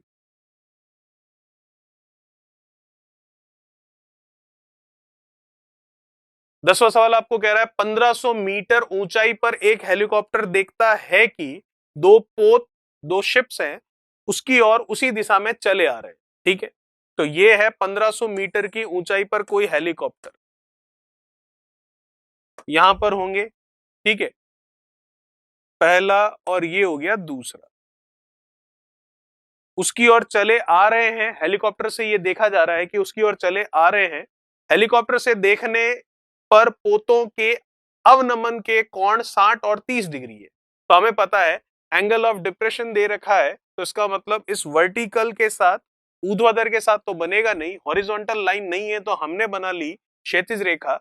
और एंगल आपको दे रखे हैं अवनमन कोण कितने कितने, एक दे रखा है 60 डिग्री और एक दे रखा है 30 डिग्री। तो आपको पता है ये बड़ा वाला है 60 और ये वाला है कितना 30, तो ये 30 है, तो इसका मतलब ये भी कितना होगा 30 होगा, और ये कितना होगा 60 होगा, क्योंकि हमें पता है उन्नयन और अवनमन कोण एंगल ऑफ एलिवेशन और एंगल ऑफ डिप्रेशन आपस में इक्वल होते हैं एक ही कंडीशन एक ही सिचुएशन के लिए। तो इसके लिए ये बराबर हो गया, क्योंकि जेड आकृति में बन रहे हैं, एकांतर कोण है अल्टरनेट एंगल से। ये 90 हो गया आपका फिक्स, और ये हाइट हो गई कितनी 1500 मीटर की। चलिए अब आपको क्या बोल रहा है, तो दोनों पोतों के बीच की मीटर में दूरी क्या होगी, आपको ये डिस्टेंस निकालनी है, जो कि डायरेक्ट आप परमेय थ्योरम से 1 मिनट में 1 सेकंड में आराम से ज्ञात कर सकते हैं। निकाल लेते हैं D/H,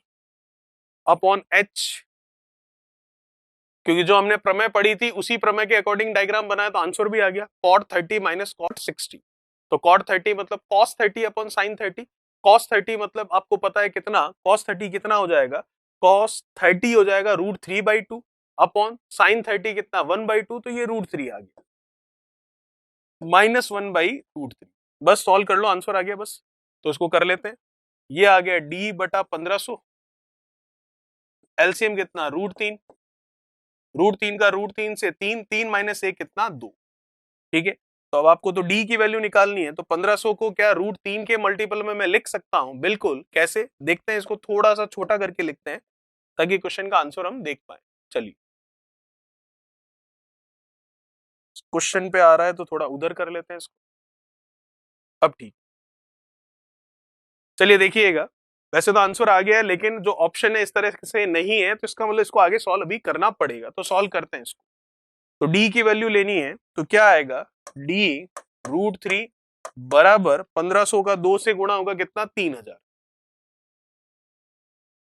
डी √3, 3000 को मैं क्या लिख सकता हूं 3 × 1000, फिर 3 को मैं क्या लिख सकता हूं, ये सारा काम वर्बली हम कर सकते हैं, जो लिख लिख कर रहे हैं उसे, ठीक है। √3 से √3 कैंसिल, तो डी निकालना था, आ गया 1000 × √3, जो कि मैं देख सकता हूं पहला ऑप्शन आपका बिल्कुल सही होगा। तो ये था क्वेश्चन नंबर 10। बात करते हैं नेक्स्ट क्वेश्चन नंबर 11 के बारे में। चलिए क्या कह रहा है क्वेश्चन नंबर 11, देखिएगा।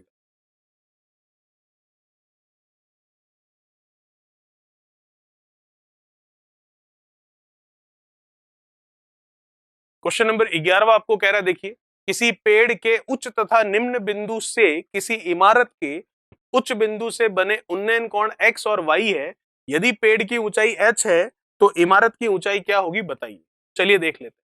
किसी पेड़, एक तो है इमारत और एक है पेड़, तो इमारत हो गई और ये हो गया पेड़। दिखती सी बात है, इमारत ही बड़ी होगी, ठीक है। चलिए आगे क्या बोल रहा है, किसी पेड़ के उच्च तथा निम्न बिंदु से इमारत के उच्च बिंदु से बने उन्नयन कोण, तो ये है पेड़, पेड़ का उच्च बिंदु ये रहा और इमारत का उच्च बिंदु ये रहा, ठीक है। पेड़ के उच्च बिंदु और इमारत के उच्च बिंदु का उन्नयन कोण कितना दे रखा आपको, पेड़ के उच्च तथा निम्न बिंदु से इमारत के उच्च बिंदु से बने कोण x और y है, तो ये तो दे रखा आपको x, और पेड़ का निम्न बिंदु ये रहा, ये उन्नयन कोण आपको दे रखा है क्या, y। और आपको कह रहा है पेड़ की ऊंचाई कितनी है h, तो आपको पूछ रहा है कि इमारत की ऊंचाई क्या होगी।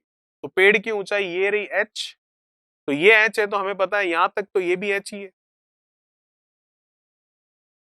ये 90 डिग्री हो गया। आपको निकालना है इसका मान क्या होगा, ठीक है। चलिए निकाल लेते हैं, कैसे निकलेगा देखिएगा। इसका मान निकालना है तो अगर इसकी वैल्यू निकालकर इसमें जोड़ दें तो भी हमारा काम चल जाएगा, ठीक है। नहीं तो देखते हैं कैसे होगा। देखिए इसको नाम देते हैं पहले, ए बी सी डी और ये ई, ठीक है। तो त्रिभुज में अगर देखूं, ट्रायंगल अगर मैं देखूं ए बी और ई, और अगर मैं बात करूं ए सी और डी की, तो दोनों में बी ई और सी डी तो एक समान है, ठीक है। तो बस यहीं से आंसर निकालने की कोशिश करते हैं कि क्या आ जाएगा। देखिएगा क्या होगा इसका आंसर। चलिए इस पूरे को हम मान लेते हैं, ये क्या है, कैपिटल एच है, पूरा जो हमें निकालना है। तो ये क्या होगा, कैपिटल एच में से स्मॉल एच माइनस कर दोगे तो ये वाली वैल्यू आ जाएगी, क्योंकि स्मॉल एच का है ये, ठीक है। अब मैं देख सकता हूं कि इन दोनों त्रिभुज, त्रिभुज ए बी ई तथा त्रिभुज ए सी डी, इन दोनों में क्या है, इन दोनों में बी ई बराबर है किसके, सी डी। तो बी ई और सी डी बराबर है, तो बस दोनों बराबर कर लो, आपका आंसर आ जाएगा। तो हम लगाते हैं 10x, त्रिभुज काम में ले रहे हैं हम कौन सा, पहले ए बी ई,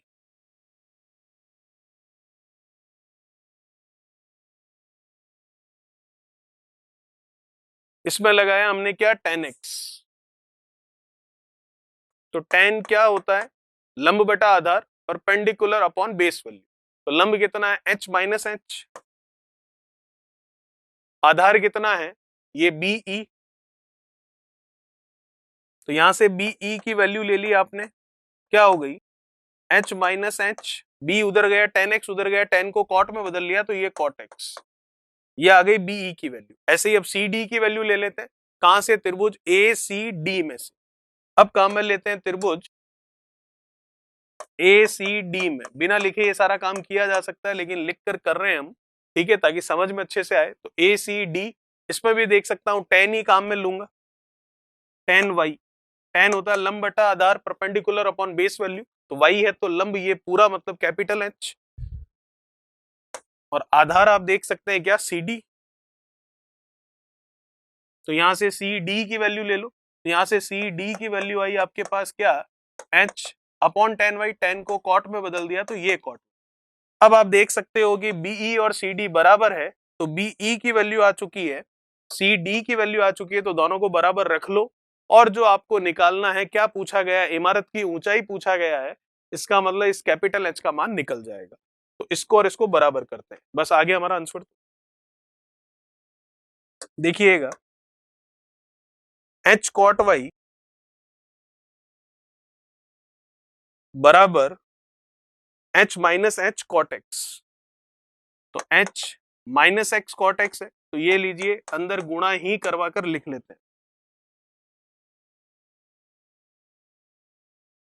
निकालना क्या आपको? कैपिटल H निकल चुका है, जैसा कि आपको दिख रहा है। अब करना क्या है, वो H cot x इधर आएगा, ये H cot y उधर जाएगा, फिर H कॉमन आएगा, फिर cot x minus cot y नीचे जाएगा, आंसर आ गया, बात खत्म। ठीक है, चलिए, तो माइनस का H cot x इधर ले आते हैं ताकि वो प्लस का बन जाए, फिर H कॉमन ले लेंगे तो अंदर बच गया cot x माइनस ये cot y। आपको तो कैपिटल H चाहिए, तो cot x minus cot y नीचे लगा दो, आंसर आ गया H cot x upon cot x minus cot y। ऐसा कहां पर है? बिल्कुल है, तीसरा ऑप्शन आपका सही, H cot x upon cot x minus cot y। ठीक है, चलिए, ये था क्वेश्चन नंबर 11। बात करते हैं नेक्स्ट क्वेश्चन नंबर 12 के बारे में। क्या कह रहा है 12वां, देखिए,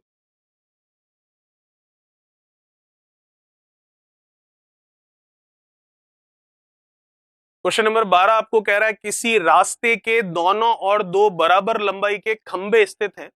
यदि रास्ते की चौड़ाई 100 मीटर है, ठीक है, और रास्ते के मध्य बिंदु से खंबे के उन्नयन कोण 30 और 60 डिग्री हो जाते हैं, तो प्रत्येक खंबे की ऊंचाई बताइए। चलिए, मध्य बिंदु मतलब मिड पॉइंट बोला है क्या? जरा इंग्लिश में देख लेते हैं, from a point between them on road. चलिए, मिड पॉइंट नहीं है, ठीक है, अगर मिड पॉइंट होता तो यहां पर लिखा हुआ था इंग्लिश में मिड पॉइंट, बिटवीन मतलब बीच में कहीं पर है। तो पहले बनाते हैं डायग्राम, ठीक है, देखिएगा, ये हुआ पहला खंबा, ये हुआ रास्ता, ये हुआ दूसरा खंबा, इसकी ऊंचाई h है तो इसकी ऊंचाई भी h है। ये पूरा रास्ता जो है 100 मीटर चौड़ा है।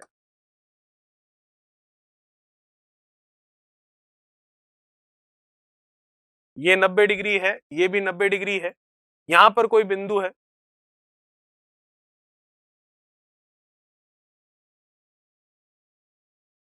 ठीक है, ये डिस्टेंस मैंने मान ली x है, तो ये क्या होगी? 100 माइनस एक्स।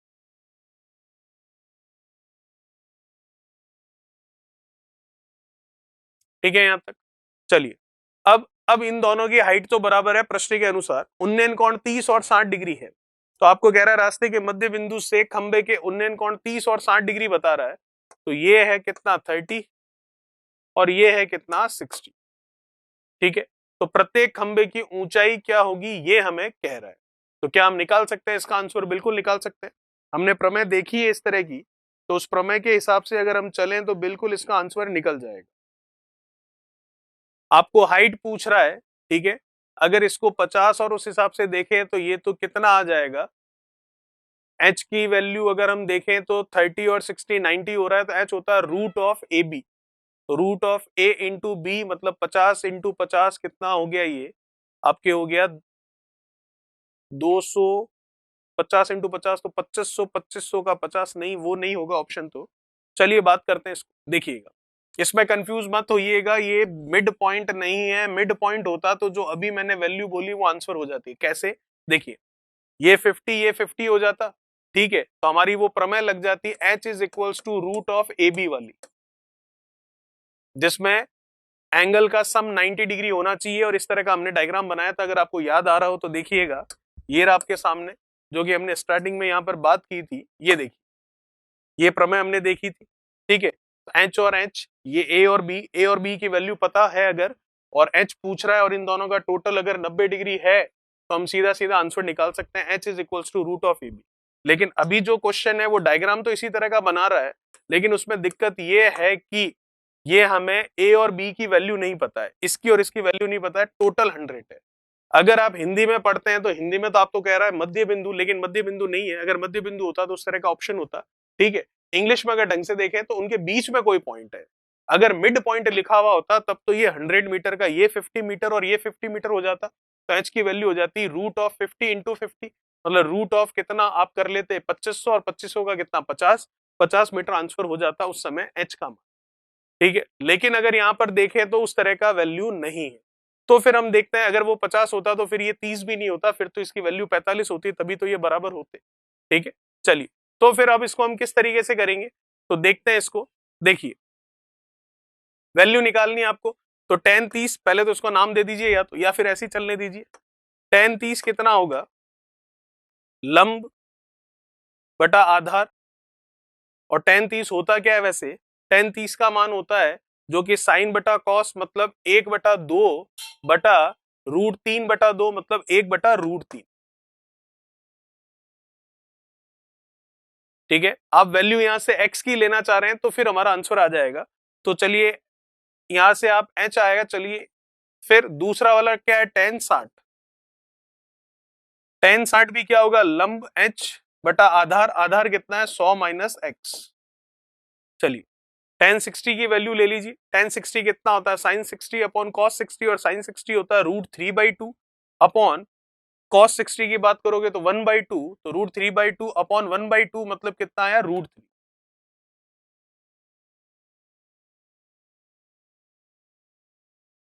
आपको वैल्यू h की निकालनी है, तो x की वैल्यू मैं यहां से ले लेता हूं, x की वैल्यू आ रही है मेरे पास सीधी सीधी, कितनी आ रही है h√3, ये x की वैल्यू इसमें रख दीजिए, आपका आंसर आ गया।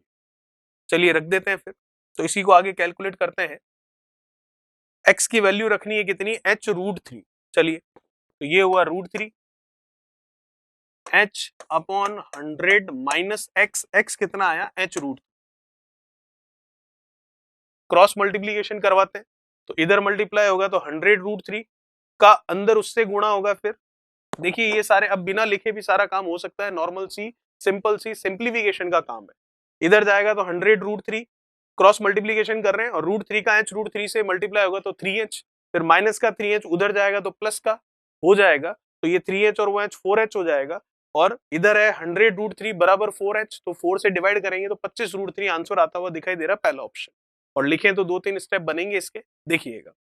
तो ये आ गया आपके 100√3 माइनस मल्टीप्लाई करवाया क्रॉस सिर्फ, फिर ये आया माइनस h, √3 इंटू √3 मतलब 3, तो ये आ गया 3h बराबर ये कितना है h, तो माइनस का 3h उधर गया तो प्लस का हो गया, तो h और 3h 4h, तो 100√3 इज इक्वल्स टू 4h, ये गया 25 बार, तो आंसर आ रहा 25√3, मतलब पहला ऑप्शन आपका बिल्कुल सही, ठीक है।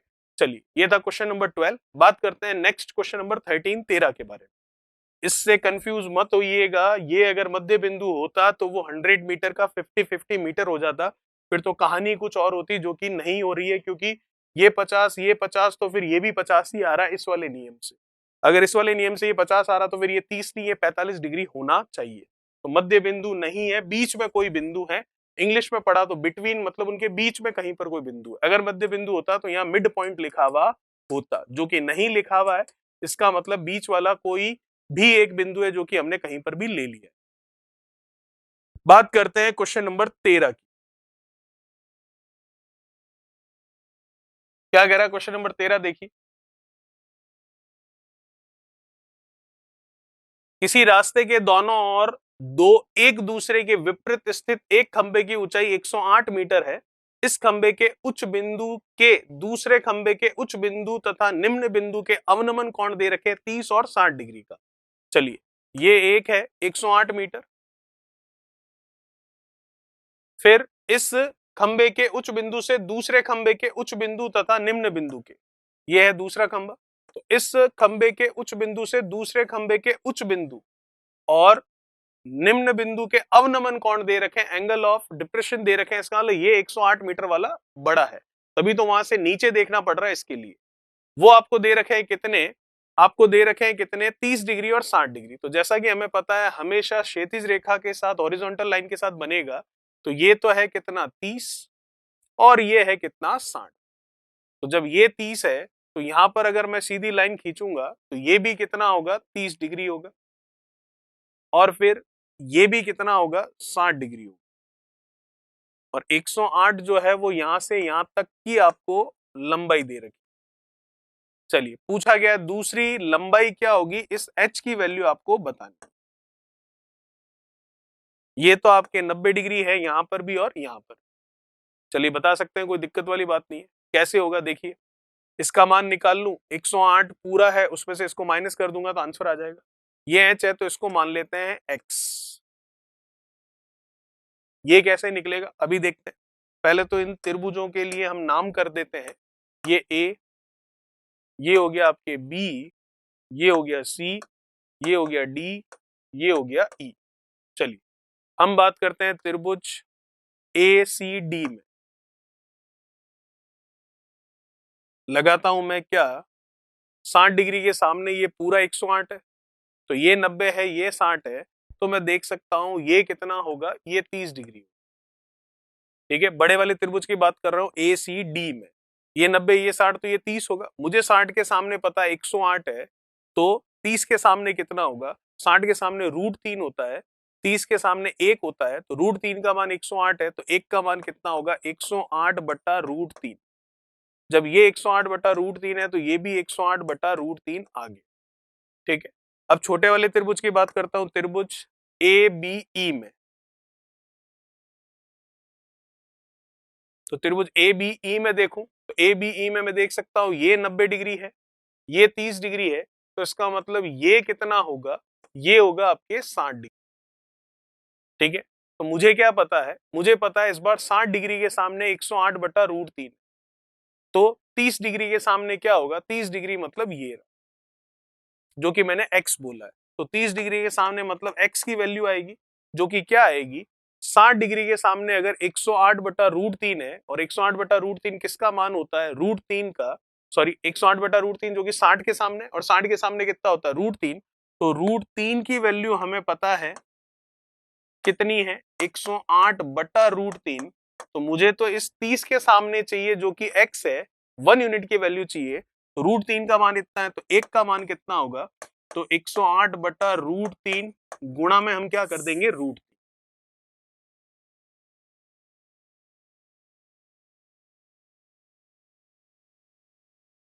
ये हो गया √3 गुणा √3, और √3 गुणा √3 कितना हो गया 3, तो 108 बटा कितना हो गया 3, और 108 बटा 3 का मतलब 3 से कैंसिल हो रहा है, 3 से गया कितनी बार, 3 तिया 9 और 3 छंग 18, 36 आया x का मान।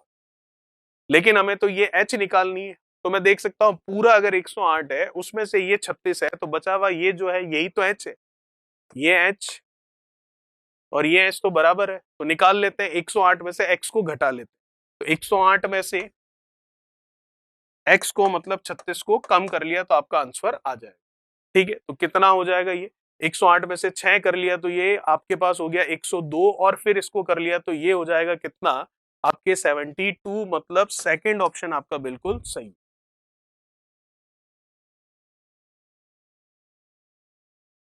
ठीक है, चलिए ये था क्वेश्चन नंबर 13। बात करते हैं नेक्स्ट क्वेश्चन नंबर 14 के बारे में।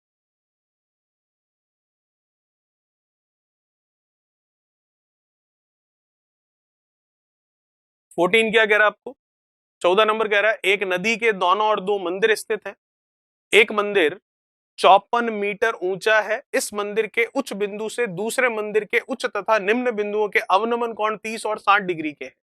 चलिए, एक मंदिर है 54 मीटर ऊंचा, थोड़ा इधर बना लेते हैं, क्वेश्चन वैसा ही है जैसा हमने अभी किया है। ये हो गया 54 मीटर ऊंचा मंदिर। इस मंदिर के उच्च बिंदु से दूसरे मंदिर के उच्च तथा निम्न बिंदुओं के अवनमन कोण, तो ये हो गया छोटा मंदिर। क्यों, क्योंकि इस मंदिर के उच्च बिंदु से इस मंदिर के उच्च बिंदु का अवनमन कोण, एंगल ऑफ एलिवेशन दे रखा है, इसका मतलब ऊपर से नीचे देखना पड़ रहा है, इसका मतलब उसकी हाइट कम है।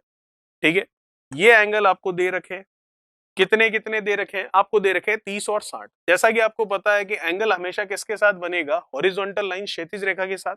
तो ये है कितना 30 और ये है कितना 60। ठीक है, ये 30 है तो फिर यहां पर भी हम हॉरिजॉन्टल लाइन क्षैतिज रेखा बनाएंगे। ठीक है, तो ये z बनेगा तो ये भी कितना हो गया 30 और ये z बनेगा तो ये भी कितना हो गया 60। ठीक है, चलिए तो ये तो 90 है ही है, ये भी 90 है। फिर आपको ये तो 54 मीटर है, ये कितना हो गया, इसको मान लेते हैं हम x। अब आपको क्या बोल रहा है, तो आप बताइए दूसरे मंदिर की ऊंचाई क्या होगी, मतलब दूसरा मंदिर ये है, इस h की वैल्यू आपको निकाल। ठीक है, तो पूरे 54 में से अगर x घटा दूंगा तो ये बचेगा और ये किसके बराबर है, h के बराबर, और यही हमें निकालना। चलिए निकाल लेते हैं, नाम देते हैं इसको a b c d और ये e। तो हम बात करते हैं त्रिभुज ए सी डी, लिखेंगे नहीं, सीधा डायग्राम में ही बना लेंगे। ए सी डी, मैं क्या देख सकता हूं, ये 90 है, ये 60 है, तो ये कितना होगा, ये होगा आपके 30 डिग्री। ठीक है यहां तक। अब देखिए 60 डिग्री के सामने वाली बता है मुझे कितनी है 54, तो 30 डिग्री के सामने वाली कौन सी है, सी डी। तो 30 60 90 में 60 होता है √3, तो √3 का मान 54 है। 30 डिग्री के सामने कितना होता है 1 यूनिट, तो 1 की वैल्यू क्या होगी, तो √3 का मान 54 है, तो 1 का मान होगा 54/√3। तो 54/√3 यहां नहीं लिखकर जहां के लिए है वहीं पर लिख लेते हैं, ये आ गया 54/√3। तो ये 54/√3 है, तो ये भी कितना होगा 54/√3। सही है यहां तक। अब बात करते हैं हम त्रिभुज जो छोटा वाला ए बी ई में, इसमें बात करें तो हम देख सकते हैं कि आप ये 30 है, ये 90 है, तो ये जो आपको दिखाई दे रहा है ये वाला कोण, ये क्या होगा 60 डिग्री होगा। ठीक है, त्रिभुज ए बी ई में बात कर रहे हैं, तो मुझे क्या पता है 60 डिग्री के सामने वाली भुजा पता है कितनी है, 54/√3। तो अगर 30 के सामने वाली जो कि x मानी है वो निकल जाए, तो पूरे 54 में से ये घटा दूं तो ये BC निकल जाएगा, और BC ही h के बराबर है, और वही पूछा है। चलिए, तो मुझे 60 डिग्री के सामने वाली पता है, और 60 डिग्री के सामने √3 होता है, तो √3 यूनिट की वैल्यू कितनी है 54/√3। तो √3 की वैल्यू है 54/√3,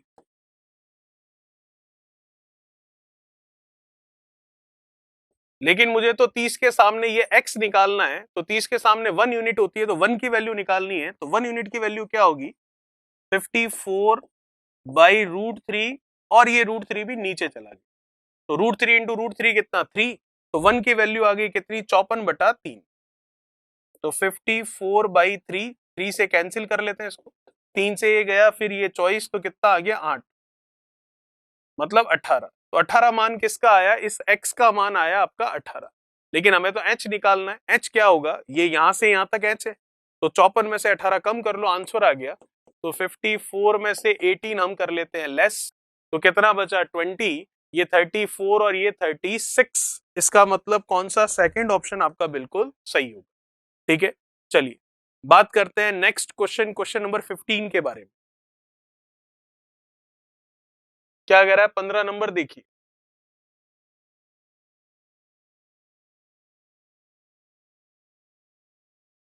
चलिए बात करते हैं क्वेश्चन नंबर 15 के बारे में। क्या कह रहा है, दो ऊर्ध्वाधर खंभों के बीच की दूरी 60 मीटर है, उनमें से एक खंभे की ऊंचाई दूसरे खंभे की ऊंचाई से 2 गुनी है। उन खंभों के आधारों को जोड़ने वाली रेखा के मध्य बिंदु, क्या इंग्लिश में भी, बिल्कुल इंग्लिश में भी मिडल पॉइंट है, तो इसका मतलब डायग्राम बनेगा इस तरह से, ये h ऊंचाई का है, तो दूसरा इसकी डबल ऊंचाई का है 2h का।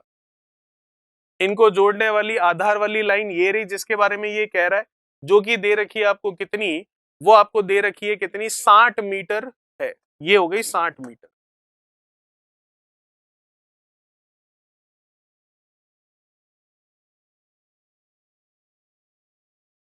तो ये हो गया प्रश्न के अनुसार 30, और ये भी हो गया प्रश्न के अनुसार 30, ये 90 होगा हमें पता है। चलिए अब बात करते हैं आगे। आधारों को जोड़ने वाली रेखा के मध्य बिंदु से उन खंभों के शीर्ष बिंदुओं के उन्नयन कोण परस्पर पूरक है। पूरक मतलब कॉम्प्लीमेंट्री एंगल्स हैं, तो दो एंगल आपस में पूरक कोण होते हैं, कॉम्प्लीमेंट्री एंगल्स होते हैं जब उन दोनों कोणों का योगफल सम टोटल कितना होता है 90 डिग्री।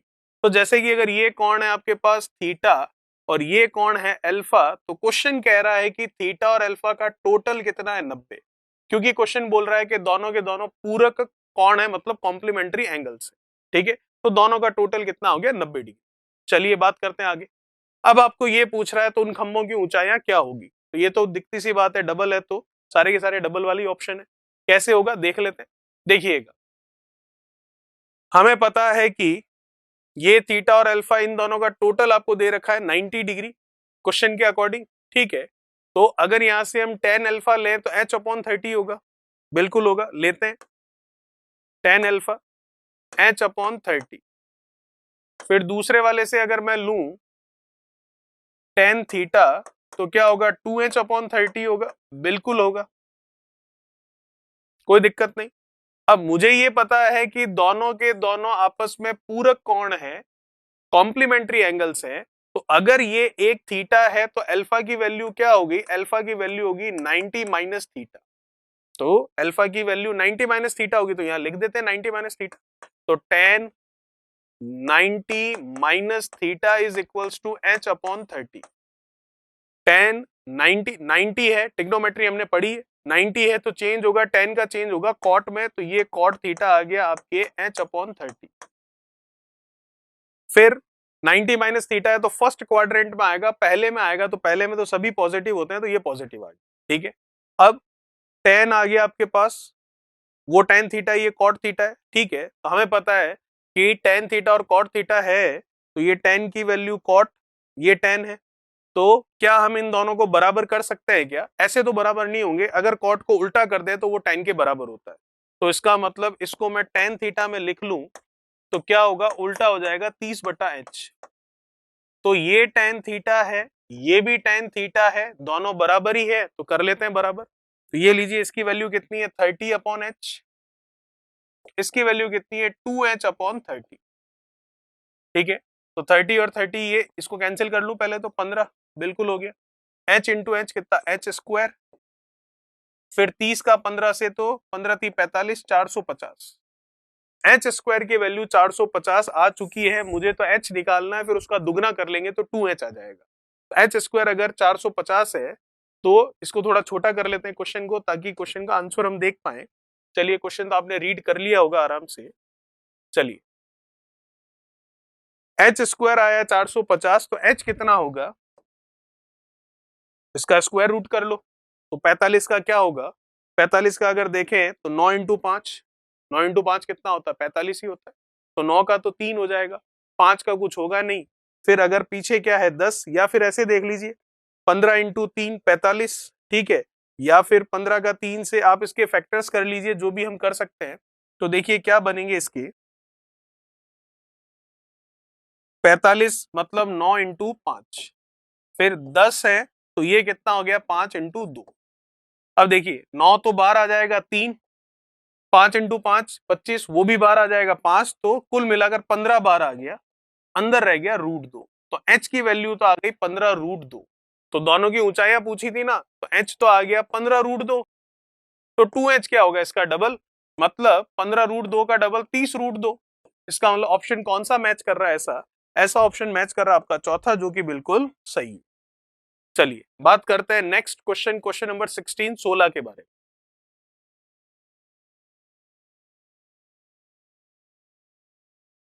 क्या कह रहा है 16वां क्वेश्चन, देखिएगा आपके सामने 16 नंबर। आपको कह रहा है किसी खंबे के एक और स्थित ए तथा बी से एक खंबे के उच्च बिंदु के उन्नयन कोण क्रमशः 15 और 30 डिग्री है। ठीक है, यदि बिंदु ए तथा बी खंबे के एक और स्थित है और ए बी 48 मीटर है, तो खंबे की ऊंचाई क्या होगी। सिंपल सा क्वेश्चन है, बहुत ही आसान है। ये हो गया खंबा, इसके एक और बिंदु है ए और बी, ये लीजिए ए और ये बी, ये आपका हो गया 90 डिग्री। ठीक है, आपको कह रहा है कि उन्नयन कोण 15 और 30 डिग्री है, तो ये 15 डिग्री हो गया, क्योंकि जितना पास में जाएंगे उतना कोण बढ़ता रहेगा, ये 30 डिग्री होगी। ये हो गया ए और ये हो गया बी, और ये दूरी आपको दे रखी है क्वेश्चन में कितनी, 48। ठीक है, आपको कह रहा है खंबे की ऊंचाई ज्ञात कीजिए, मतलब ये एच की वैल्यू आपको बतानी। तो आप देख सकते हैं डायरेक्ट हमारे पास ये प्रमेय लग रही है जो कि हमने समझी थी, वो डायरेक्ट प्रमेय हम यूज करके इसका आंसर निकाल सकते हैं। तो ले लेते हैं, इसका आंसर क्या होगा, D upon H equals to cot 15 minus cot 30। तो डी की वैल्यू कितनी है, 48, एच तो हमें निकालना है। कॉट 15 की वैल्यू टेबल में होती नहीं है, लेकिन हमें याद होनी चाहिए, जो कि होती है कितनी, 2 प्लस रूट, माइनस कॉट 30 की वैल्यू क्या होगी, कॉस 30 अपॉन साइन 30। कॉस 30 वैसे तो √3 होगी ये, ठीक है, कॉस 30 मतलब कितना, √3/2 अपॉन साइन 30 मतलब 1/2, तो √3/2 अपॉन 1/2, 2 से 2 गया तो √3 आएगा, ये लीजिए √3, ये माइनस ये प्लस जुड़कर 0, तो 2 से फिर ये आंसर आ चुका है वैसे तो आपका 48 upon H is equals to 2, 2 से इसको कैंसिल कर लिया 24, एच उधर चला गया, तो हाइट आपको पूछी थी वो 24 आ चुकी है। ऑप्शन है 24 बिल्कुल सेकंड ऑप्शन, और वो बिल्कुल सही। चलिए बात करते हैं नेक्स्ट क्वेश्चन नंबर 17 के बारे में। क्या कह रहा है 17 नंबर, देखिए,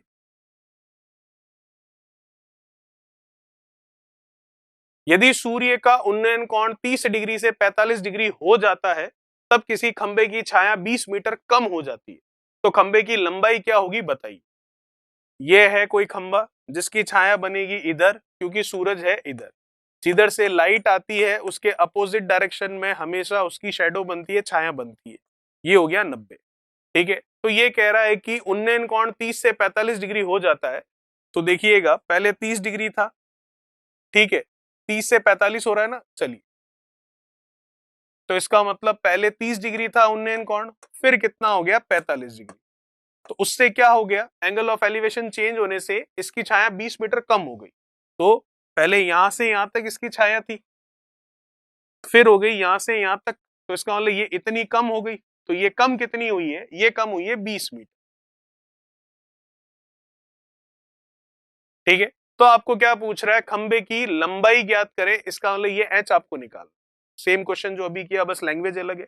निकाल लेते हैं हाथों हाथ, डी अपॉन एच कॉट 30 अभी पता है √3 होता है, कॉट 45 1, बस आ गया answer, 20 upon √3 minus 1 is equals to H. अब आंसर है क्या ऐसा, ऑप्शन है क्या ऐसा, नहीं है, तो और सॉल्व हो जाएगा आगे कैसे, √3 माइनस 1 है तो इसका कॉन्जुगेट √3 प्लस 1 होगा, उससे मल्टीप्लाई और डिवाइड करवा देते हैं। तो 20 अपॉन √3 माइनस 1 तो आ गया, लेकिन ऑप्शन में मैच नहीं कर रहा है, तो √3 प्लस 1 से गुणा और √3 प्लस 1 से भाग करवा दी, 20 √3 प्लस 1, और नीचे a माइनस बी और a प्लस बी, क्या हो गया a square minus B square, तो √3 का स्क्वायर कितना 3 माइनस बी स्क्वायर मतलब 1 का स्क्वायर 1, तो 3 माइनस 1 कितना आ गया 2, ये कितना आ गया 10। तो आंसर आ गया आपका 10 √3 प्लस 1। तो 10 √3 प्लस 1 मतलब आप देख सकते हैं ऑप्शन कौन सा सही है, चौथा ऑप्शन आपका बिल्कुल सही है। चलिए बात करते हैं नेक्स्ट क्वेश्चन नंबर 18 18 के बारे में। क्या कह रहा है 18 नंबर, देखिए, एक 6 फीट लंबे आदमी की छाया 4 फीट लंबी है। चलिए, ये है 6 फीट लंबा, इसकी छाया है 4 फीट, ये 90 डिग्री। उसी समय एक झंडे की छाया 50 फीट लंबी है, तो झंडे की ऊंचाई क्या है, तो एंगल निकालना है सबसे पहले तो आप। चलिए देखिएगा, एंगल ना निकालें तो भी काम चल सकता है। आप देख सकते हैं ये है उसकी हाइट, ठीक है, आदमी की, और ये उसकी जो शैडो बन रही है वो, मतलब उसकी जो छाया है वो, ये बात कर रहे हैं हम उस आदमी के लिए जिसके लिए ये क्वेश्चन पहले आपको दे रखा है। तो हाइट कितनी है 6 और शैडो कितनी है 4, तो अनुपात देखो तो कितना आया 3:2। ठीक है यहां तक। अब आपको कह रहा है कोई फ्लैग पोल है, तो आपको कह रहा है उसी समय एक झंडे की छाया 50 फीट लंबी है, तो झंडे की ऊंचाई क्या होगी, तो ये तो तय है उसी समय। तो जो सन है, जो एंगल ऑफ एलिवेशन है या एंगल ऑफ डिप्रेशन, जो भी अवनमन कोण या उन्नयन कोण, वो सेम है उसी समय के लिए। तो तो इसका मतलब झंडे की छाया और झंडे की जो हाइट है, ऊंचाई है, उसका रेशियो भी यही रहेगा जो आदमी की ऊंचाई और उसकी छाया का है। ठीक है, तो हमें क्या दे रखा है, हमें दे रखा है कि झंडे की छाया कितनी है, 50 फीट लंबी है, तो छाया के लिए रेशियो कितना है, 2 है, तो 2 की वैल्यू कितनी है, 50, तो 50 2 की वैल्यू है, तो 1 की वैल्यू क्या होगी, तो 1 की वैल्यू होगी 50/2। लेकिन हमें क्या पूछ रहा है, उस झंडे की ऊंचाई, तो आदमी की ऊंचाई के लिए रेशियो कितना था, 3, तो झंडे की ऊंचाई के लिए भी रेशियो कितना होगा, 3, तो 1 की वैल्यू ये है, तो 3 की वैल्यू क्या होगी, 3 से मल्टीप्लाई कर लेते, ये चला गया 25, 25 का 3 से 75, 75, सेकंड ऑप्शन आपका बिल्कुल सही। ठीक है, चलिए बात करते हैं नेक्स्ट क्वेश्चन नंबर 19 के बारे में।